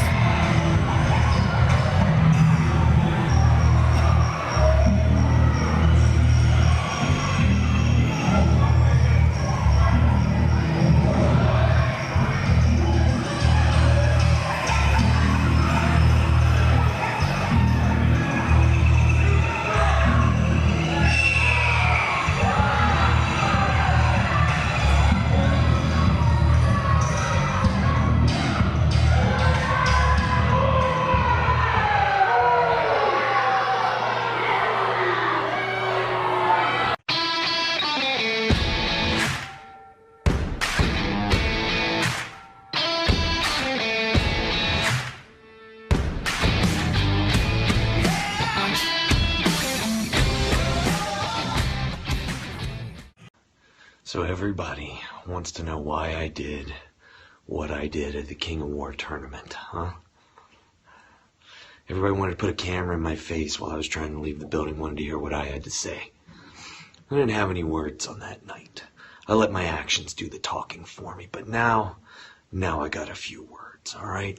Listen, first of all, I got screwed. Matt Taylor shouldn't have been a part of that tournament, and I should have had a bye to the second round because I earned it. As far as what happened to Chris Hall, brother, that's only the beginning. I'm going to finish what I started very, very soon. You guys are on the beginning to see what being unchained really means. I'm not bound by your rules, your moral codes, nothing. I felt like taking a life, so I did, and you're real lucky I didn't succeed. You want to bring payback? You want to come get me in November? By all means. You bring whatever you got, okay? Because I've got backup, and it ain't Ripper Blackheart. He's a leech, a vulture trying to suction off of my success. But I'm not without friends. Better than that, I've got brothers, and they'll back my play no matter what. So you come after me. Please, I'm begging you, come after me. And I will show you what we're really capable of. And Tom Williams, as far as the King of War tournament goes, as far as you trying to put your hands on me, fuck your tournament. Why be a king when I can be a god?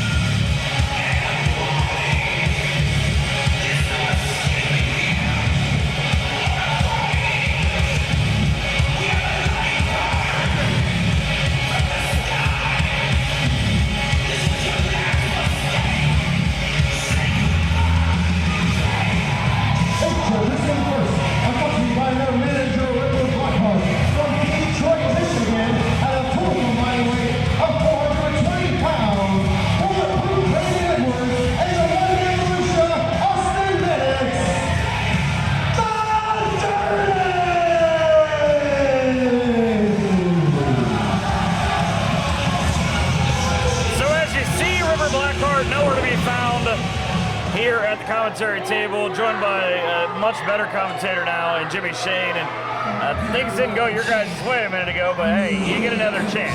I was going to say, I might be breathing a little heavy right now. I just chased Bruce Gray all the way to the parking lot, lost him. Yeah, nothing. He didn't have anything to do with that match, but he had to show up and screw you guys. I don't even want to think about Bruce Gray. I don't want to think about any of that. I want to focus on my job at hand here and hope that my buddy Movado is okay. So the talent in this match for the World Wrestling Tag Team titles is amazing.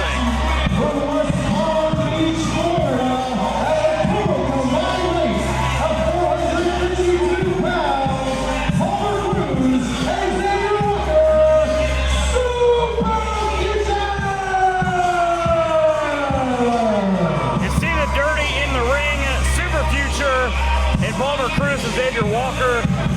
Oh yeah, and the World Wrestling Tag Team Champions still yet to come out in the Death Threat Army. I don't know what's most impressive with these three teams. I'm excited to have a super future back here in World Wrestling. I like these guys. All three of these teams have all the potential in the world. The Dirty, they could use, dropping Ripper Blackheart maybe. But super future, they have a super future ahead of them. Ever since they've been here, they've done great things. Obviously, they've had a couple of shots to become tag team champions, but if you remember, not that long ago at the anniversary show, they're the reason why Ripper Blackheart is running around like a bold-looking fool.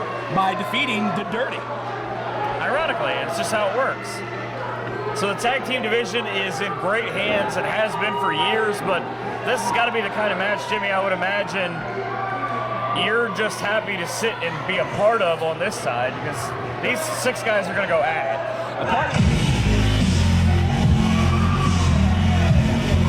And their opponents and champions, at a total body weight of 400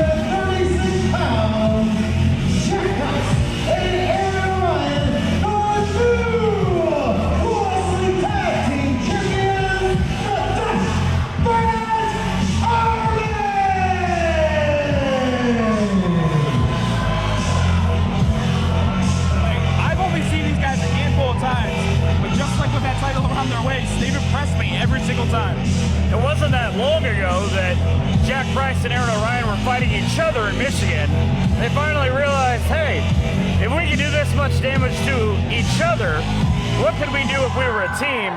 And you see the 2 belts in each one of their hands. Well, that's exactly what they can do as the Death Threat Army. There is not any point in this match that I expected is not going to break down into just a completely ridiculous set of offensive maneuvers. You look at this, 2 younger teams, you get Super Future on the left, you get the Death Threat Army, the World Wrestling Tag Team Champions on the right, you put the Dirty in there, really, in terms of war, the most accomplished of these teams, but the more veteran, they're not going to come out. Super Future right now. The only ones yet to hold those belts. And now the actual champions. You see with the belts. I hate to correct you right now, but have the team of Austin Mannix and Brandon Edwards actually held the titles, or was it Austin Mannix and Aegis Abraham? I was saying as the Dirty as a whole, as a collective, kind of the Freebird rule. True. I don't know, go ask them. They'll tell you they've held it about 10 times. I'm sure they'll tell me they've held them more times than they actually have. Brandon Edwards, of course, the World Wrestling Respect Champion at one point. What he did with the belt and around the whole time had nothing to do with respect. And of course, what he did to become a full-fledged member of the Dirty. But it'll be Austin Mannix who will start it out. And you look at the Dirty and you think, they're not the most flashy team, despite the new gear that they're rocking tonight. I hate to give those guys a compliment, but that's some nice gear. That's that's some sharp. The one thing you're not going to get shortchanged on in this match, I believe, is nobody's going to get caught not looking their best. Did you mention my new gear during my match? I did. Oh, thank you. It looks nice. I wanted to see you throw a super kick. I'm saving those on special occasions. We might see a handful of them in this match. These are guys that have been around. You see the champs on the outside. There's a lot of influence from the House of Truth in this match, too. A lot of guys out of Truth Martini's tree that kind of similar we talked about Ripper and I did with Shauna Reed and Cody Hawk. You know they didn't learn everything from that tree, but the amount that they did learn, it's a pretty dangerous set of guys in the ring.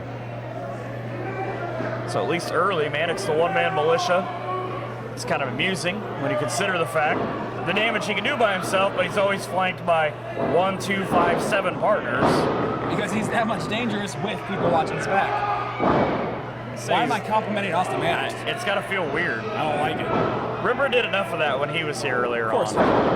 So the semi-main event, the last man standing match with Chiron and Matt Taylor, guys who have been at each other for months. And if this one is a little more of a speed contest, the next one is going to be a war. Mannix will not take kindly to, oh, there you go. If there's a shortcut, Austin Mannix will find it. Let's get in the cat.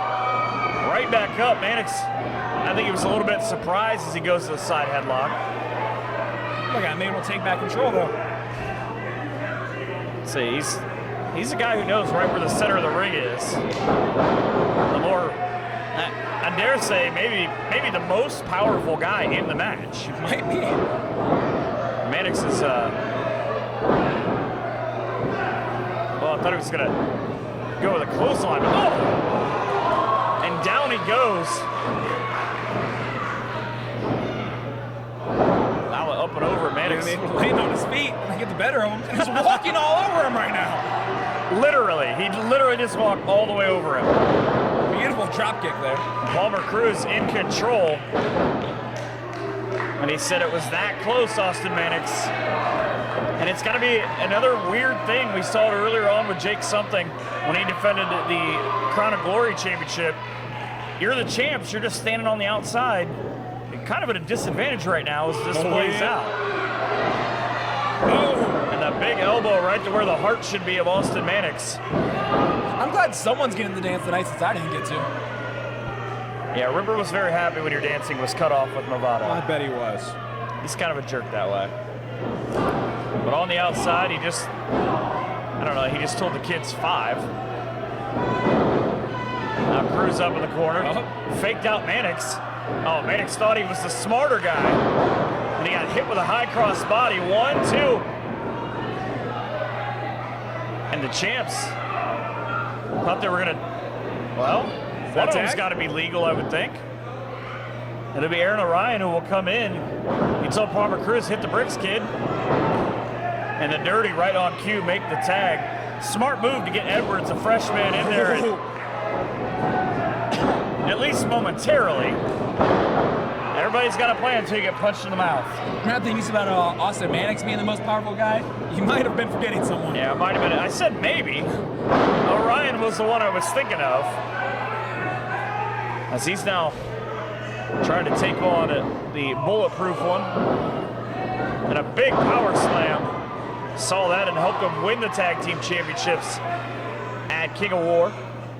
All three teams kind of have similar styles. There's a bigger guy and then a faster guy. And they can both do damage in a hurry. Yeah. Frequent tags, and now here comes Jack Price. Price from the outside in. Right down across the knee. Trying to lure Austin Mannix in. But his partner, he knows that tactic. Use that to get out of here if he can. So what quickly went for him an advantage for the Dirty, now is going to, well, I guess we're going kind of the Mexican rule of, hey, whoever's in the ring. We want to see action here in Nov Wrestling, and we're going to get it. Price up on the shoulder for Xavier Walker. Walker's a big dude, played college basketball. Now right back at Jack Price. It's not the first time they've been in the ring together, I believe. And now just chasing Jack Price to the outside.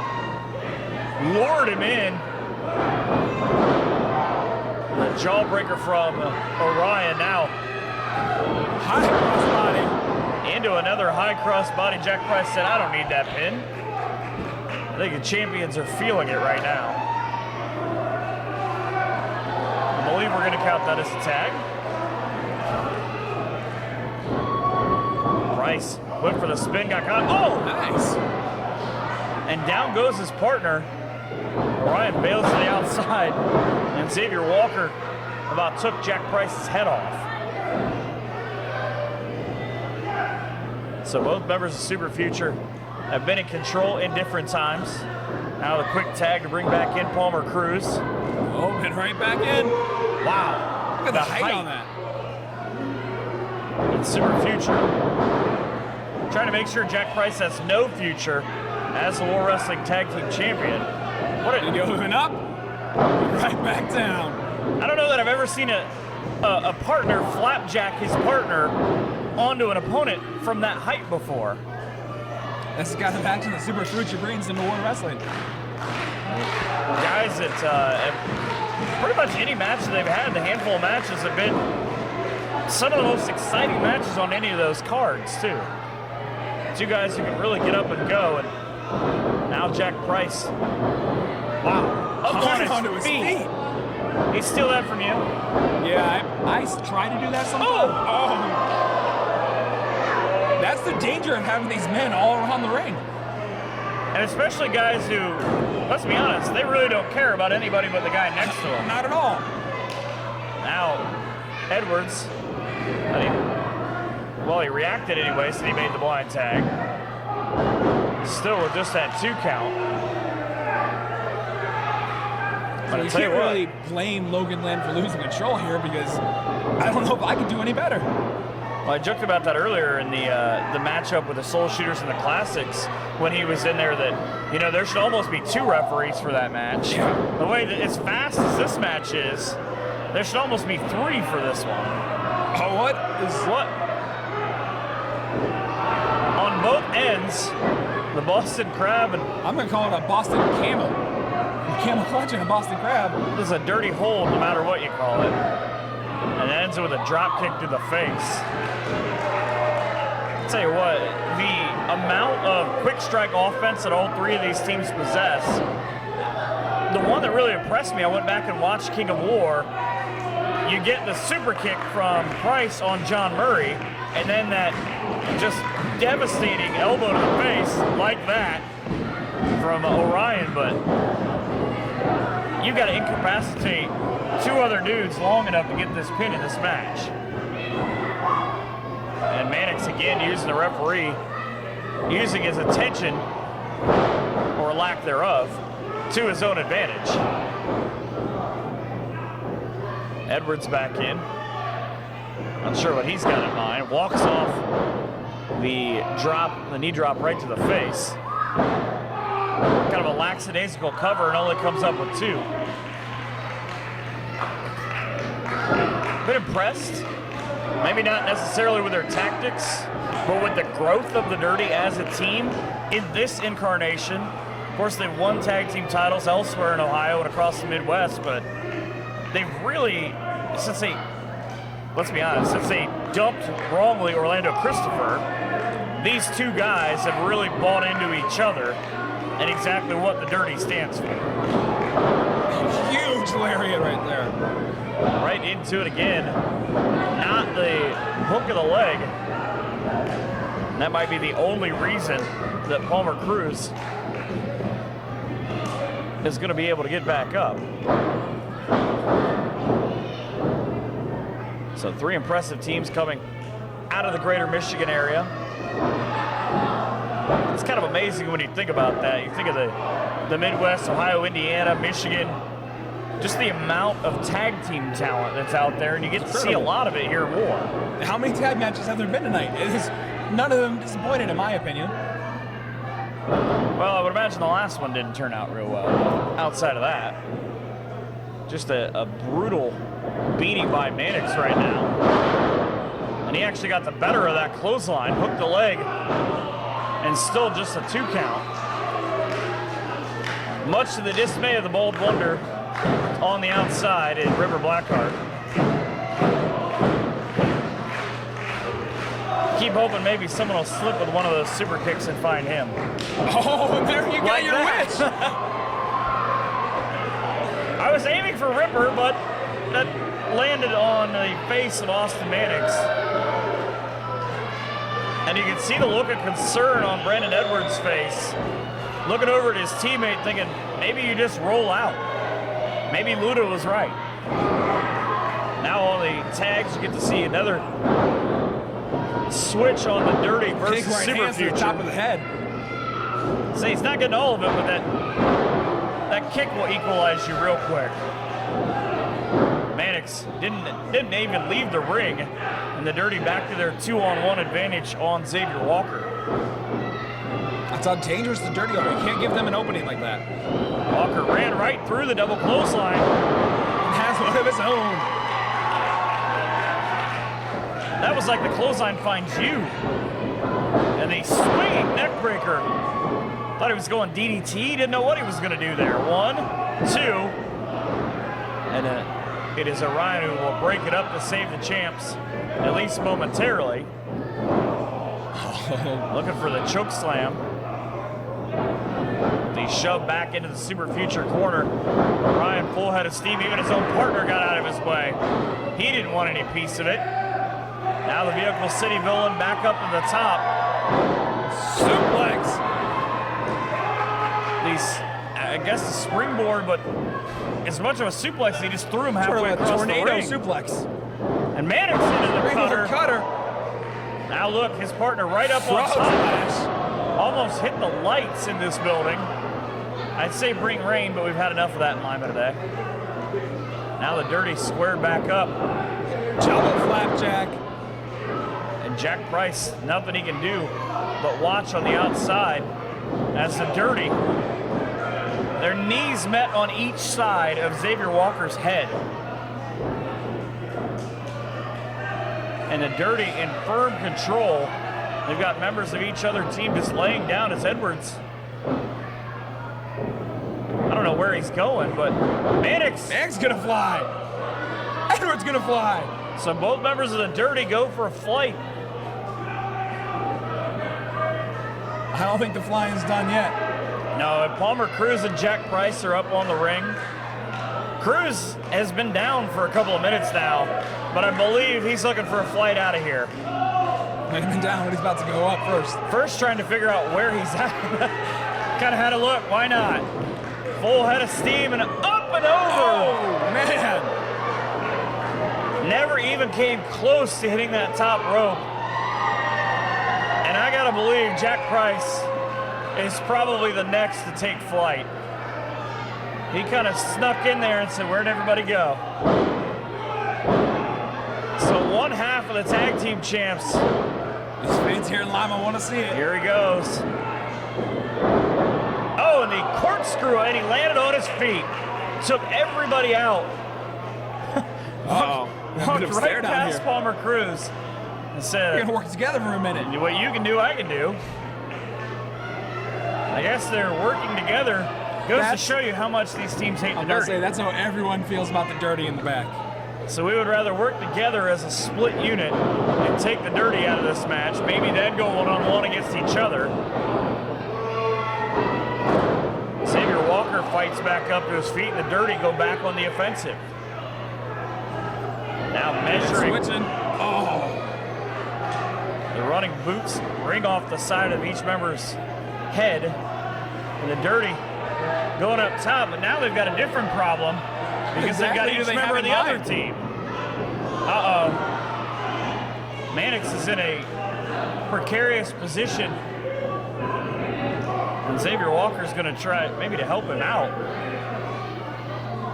Each member of the Dirty up on a side. Things have been better for them, I believe. Edwards. The two teams working together here for a double superplex. Down goes Edwards, and it's going to be a long road down for Mannix. Super bomb. Oh, the Super Future Death Bomb. You get one move from each, and now there you go. Here's exactly what I was just talking about. All right, we've dispatched everybody else. Let's get it on. Let's see the two bigger guys in the match. Oh, that same thing in mind here. Just clubbing blows from Orion and Walker.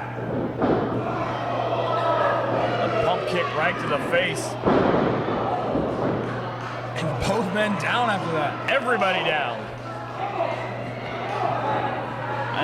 Ripper trying to scream for the Dirty to get back up. The referee counting at this point. I couldn't even remotely tell you who the legal men are. Am I legal? I don't even know what's going on right now.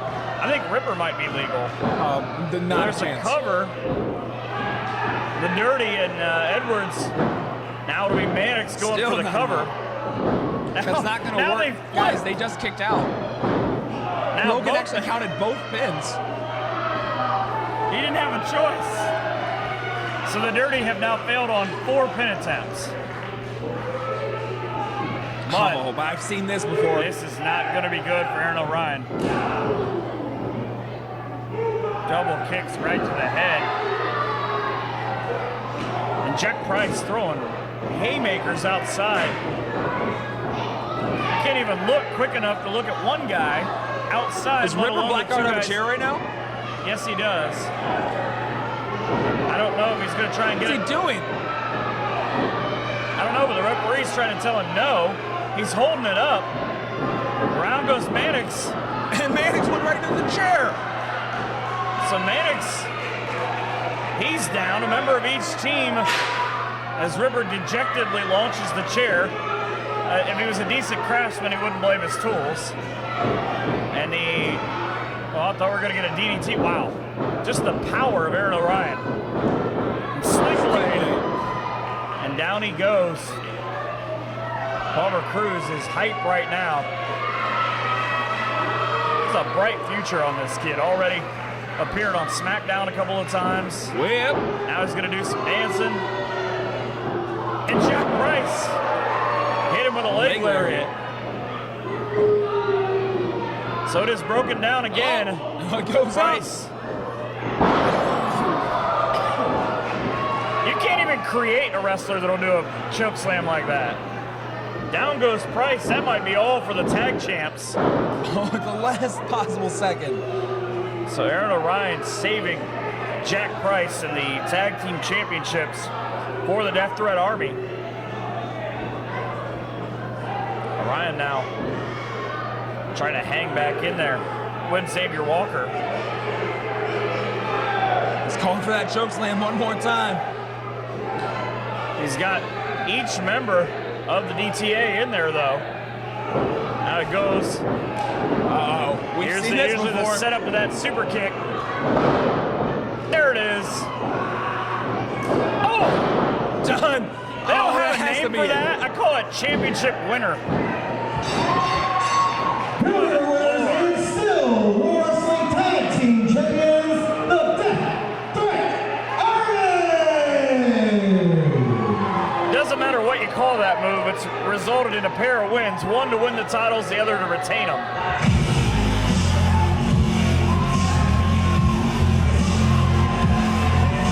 So the Death Threat Army roll on as the War Wrestling Tag Team Champions. Hell of a match from all 6 guys involved, but the danger of the triple threat match and the danger of having River Blackheart in your corner ends with a loss for the Dirty. And I don't know if our camera's catching right, but on the outside, the Dirty and River Blackheart have some words with each other right now. Man, I guess he can't buy a seat, so he's taking one with him. Manus has a microphone. We told you last month that we weren't going to address your incompetence here tonight. Now, we wanted to give you a last chance to redeem your screw-ups. You cost us last month, and you cost us again tonight. You hit me in the face with a chair! Shut your goddamn mouth when I'm talking to you. But had it worked, he'd have been the greatest human being. We're informed by a certain dirty member that man just showed up here tonight. There's a lot of things that the dirty is, and liars isn't one of them. And Jake, something informed us that not only are you incompetent to do your job, but you've been stealing money from us. That does sound like Ripper. Listen to these words very, very closely. Ripper, you are fired! I'm starting to like those guys. You are no longer a member of the Dirty. You can go get in bed with the police department. You can go get in bed with whoever you want. We see your ass out here again. We're gonna beat it so it doesn't get back up. And River Blackheart currently has no clients here in War Wrestling. I made this! Who saw that comment? Oh yeah, that's right, everybody.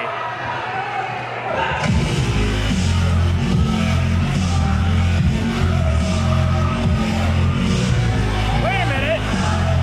Why are the Soul Shooters out here? What are the Soul Shooters doing? The Soul Shooters, they said they were here to win back the titles. I didn't realize they meant tonight. These guys just had a match, and now the Soul Shooters who wrestled like an hour and a half ago are trying to destroy the War Wrestling Tag Team Champions. And they're doing a bang-up job. Drew and Apollo, former tag team champs. I guess they're next. Drew and Apollo with a much nastier attitude, returning here tonight earlier on, beating the Classics and now beating up the Death Threat Army.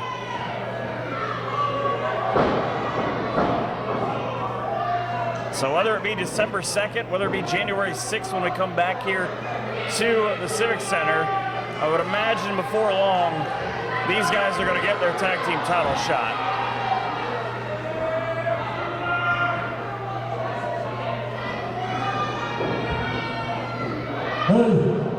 Hey champs, we're the Soul Shooters. And we're coming for these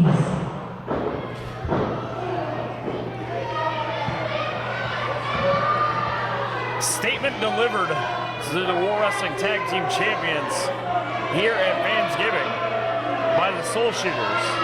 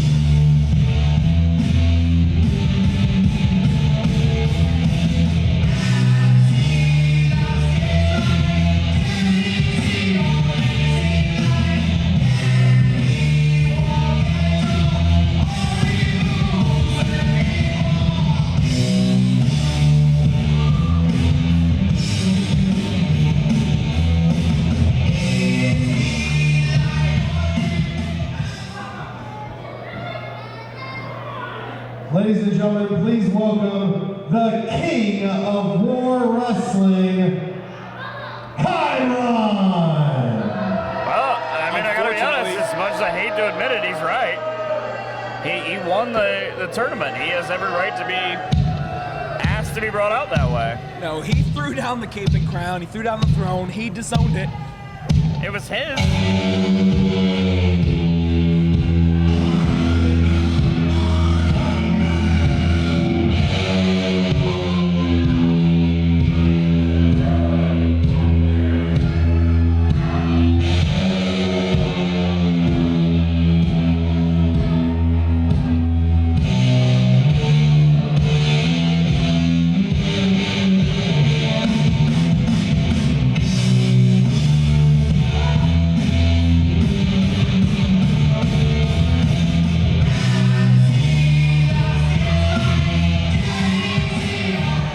I have been asked to once again, the King of War Wrestling, Chiron!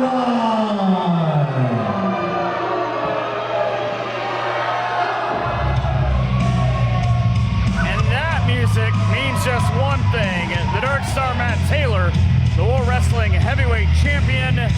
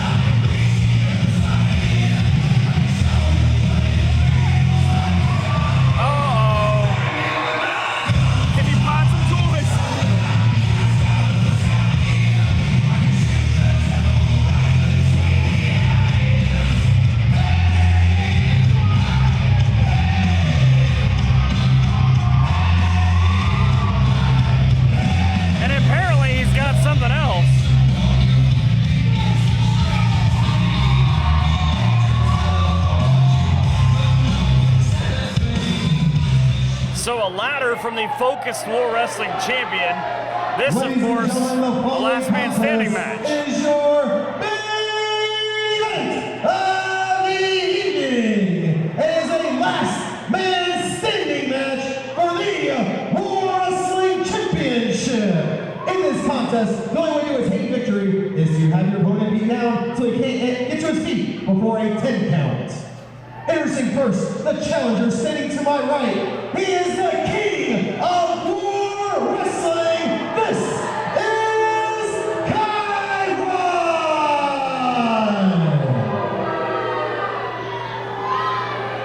Not a lot of Chiron fans in the house. And champion standing to my left. He weighed in earlier today at 183 pounds. He is the defending War Wrestling Champion on Dark Star,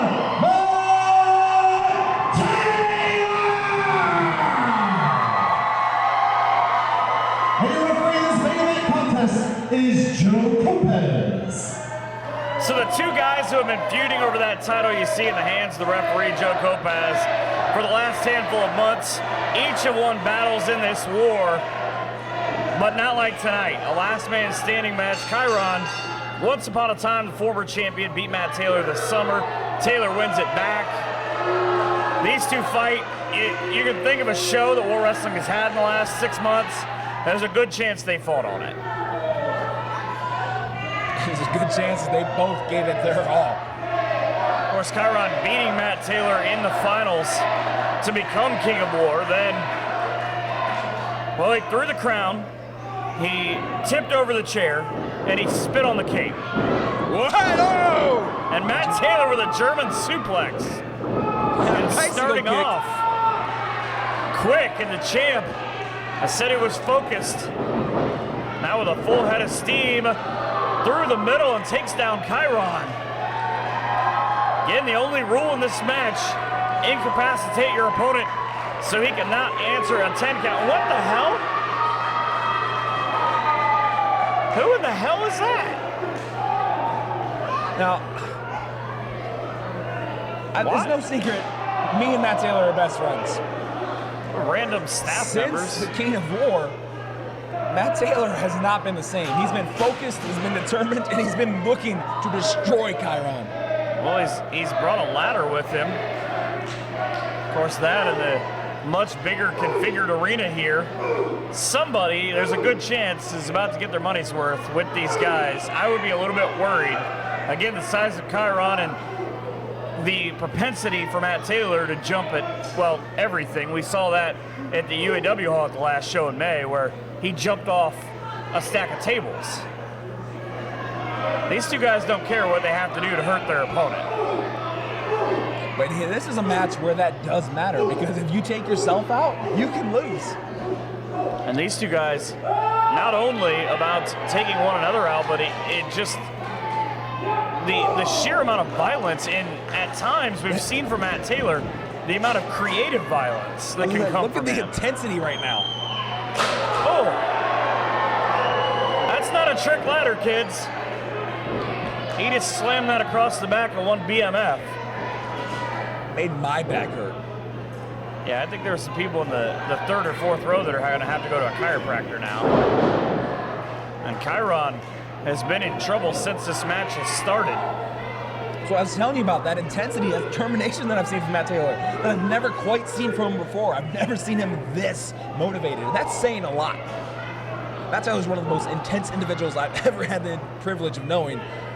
And he's kicked it up a whole nother notch here. And you kind of think, too, Jimmy, that no matter how this match turns out here tonight at Fansgiving, it's only November. There's another couple of months on the road to the War Anniversary show. I don't believe, no matter which way this goes, this is going to be the last time these two guys hook up. Because can you imagine losing this match if you're one of these two guys? To the guy on the other side? Now, Chiron with that ladder. And it's Taylor who feels the brunt of it across his back. Taylor and the ladder almost becoming one from the stomps of Chiron.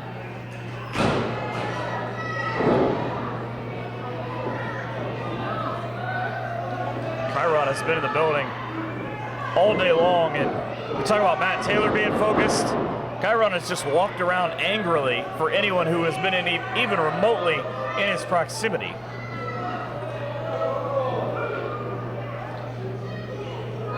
So they made sure that he was announced, as Matt Taylor now is up to 4 on the count as the King of War got through, I'm going to say 2 men. One of those matches was thrown out, as we talked about earlier on, to become the King of War.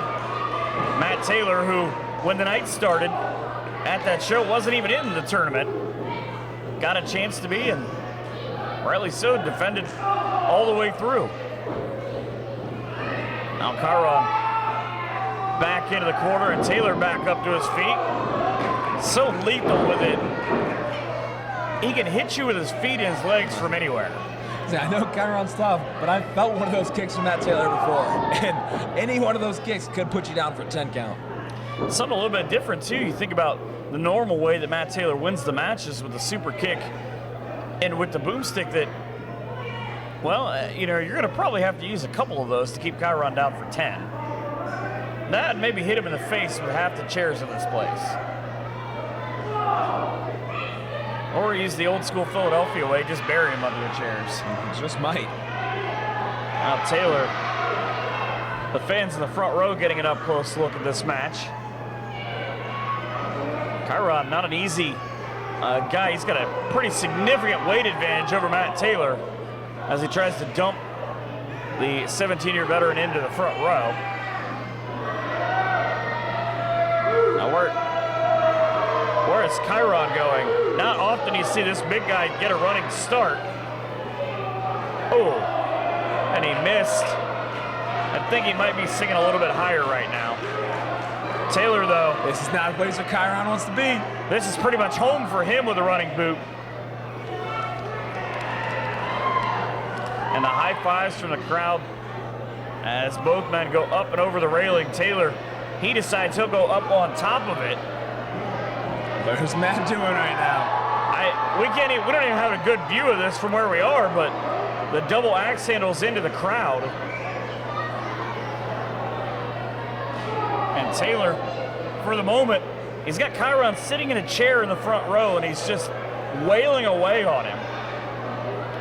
It's a good thing that we have a camera crew out there, and this will look good on the iBear view of the DVD. Now both men out into the crowd in the middle of the building. Almost on the way out of here. This will make the folks at the Civic Center probably thrilled as they continue to just battle away. And you kind of look at this and you wonder, I'm not quite sure which environment fighting across this building, which guy it favors. It's kind of Matt Taylor's specialty. No, if it's a street fight, Taylor has fared well in the past, but Chiron, that's pretty much home for him. He doesn't want to out-wrestle you. He doesn't want to show you 8,000 moves. He literally just wants to beat you within an inch of your life. And he's capable of it. And he's done it to quite a few guys. Now both just fighting out back and forth as they trying to look all the way through the camera lens on the opposite side of the arena. There's a great crowd on hand here. Just the second time in this building, and back on January the 6th. That's the final show before the anniversary show, and I imagine these two will probably still walk in the door fighting where they are right about now. If one of them is able to after this match. Now they're kind of heading back the other way, as I believe I just saw Matt Taylor head towards the hallway. I think security may be trying to funnel them back as they head. Oh, and he just full speed into the wall for Chiron. And Taylor back in charge as Joe Copa is administering the 10 count to Chiron, which it can happen here, it can happen on Spring Street, it can happen at QB down the street. Doesn't matter where it is. As now they're fighting back towards the stage. And again, they might be coming this way. Let's hope not. And it's Matt Taylor leading the charge up the stairs with Chiron in tow. Now up on the staging unit, walking back towards the ring. Keep in mind, that ladder's still up there. Looking for the suplex as the War Wrestling Champion. But that's 300 pounds he needs to deadlift up and over. Chiron caught him with enough of a boot to send him staggering. And where in the hell is his idea here? Back into the ring. Look at the distance Matt Taylor went across the ring from that. But be honest, you were a little bit worried he might end up in the 5th or 6th row. I did not know where Taylor was going to end up. And Chiron now, he kind of took a different route. I don't know what he's looking. I can only imagine what he's looking for underneath that ring. Oh, and he found a chair. Oh, and he found 2 chairs. I was joking earlier about the Philadelphia thing. How many has he got under there? He might try and bury Matt Taylor under all those chairs. There's 3, plus the ladder. That is a lot of bad intentions coming from the challenger right now. The problem, though, is he threw Matt Taylor a couple of those chairs. Oh, high knee right there. And Taylor fighting back with the repeated chops over the man almost a full head taller than him. Chiron back up, and Taylor got him up. Death Valley driver. Right onto the chair. And the champion, perhaps fueled by anger right now. And Matt's going up. That wasn't enough. He needs to put him away with that double stomp. There it is. Right straight across the back of the head. Chiron rolls off into the center of the ring. And here comes the ladder. Just getting to the top rope, not good enough for the champ. It's taking a lot of time, though, and giving Chiron a chance to try and get back. What I find interesting about it, Matt's going to go for a double stomp off the ladder, I think. Matt up top was oblivious to the actual count. Oh! And he sends that massive heap down, and the fans are loving it. Of course they do. There's maybe no one in this company that the fans love more than Matt Taylor. I'm not sure that there's ever been, I know we've seen Matt Taylor in a couple of cage matches, the one where he even won the War Wrestling Championship against Jake something, but this level of violence, and he just seems thrilled about it. Perhaps remembering all the things Chiron has done to him in the last 6 to 8 months. Now he's fashioned a pair of chairs together, and he's creating his own stack. Is the Dark Star. Oh, and it cost him. Oh, Spinebuster right on those chairs. Just dropped straight down. Chiron said, Joe Club asked, don't you even try and count that. We're not done Another. here. Almost that choke slam Spinebuster. Said, go ahead and count now. Now counting it out. Chiron said, come on, Joe, count faster. Can you imagine this monster walking around live on a night with the World Wrestling Championship? That's the last thing I want to imagine right now. And unfortunately, it could be a reality. Taylor at least got up to stop the count at 6.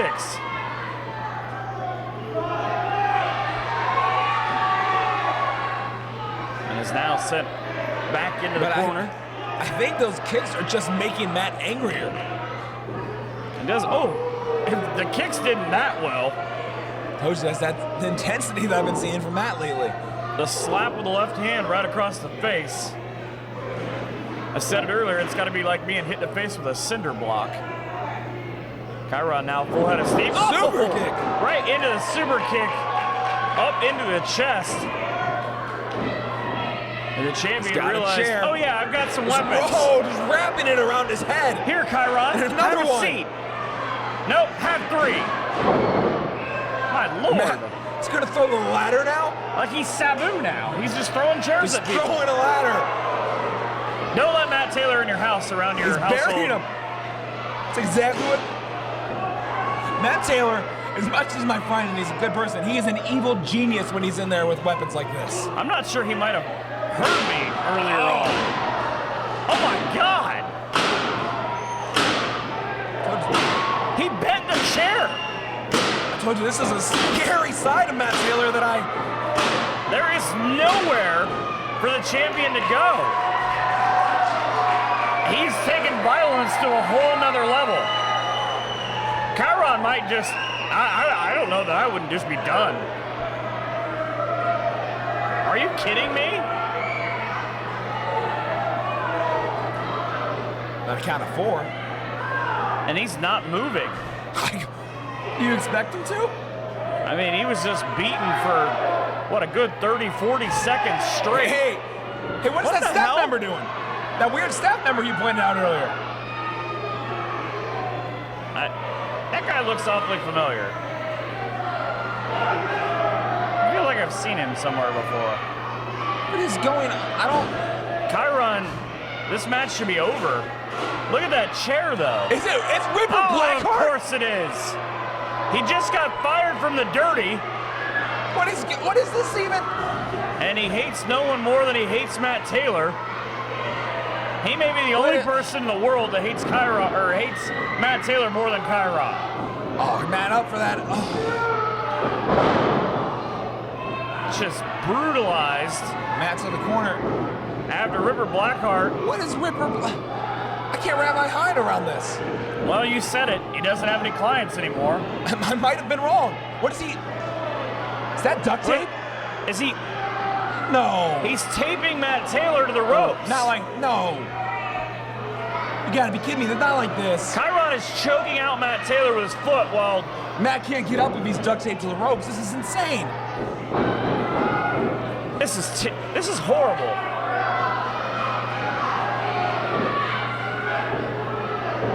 Chiron now, of course, tells Joe Kopaz, count. Real big at the King of War to have to resort to tactics like this to get a win. Hey, douchebag Matt Taylor! You have been the bane of my existence! I hate your guts! Look at that. You took the war title away from me! Look at the look in Matt Taylor's eyes, just the fury, knowing he can't do anything. Still duct tape. 10? No! There have been a lot of horrible things that have happened in War Wrestling. You're the reason I lost everything! So now I'm taking everything from you! This has got to be number one with a bullet. Here is your winner and new War Wrestling Champion, What a travesty. Matt Taylor just got screwed out of the War Wrestling title by that piece of crap Ripper Blackheart. I can't believe what I just saw. What does this mean, though? Is Chiron managed by Ripper Blackheart?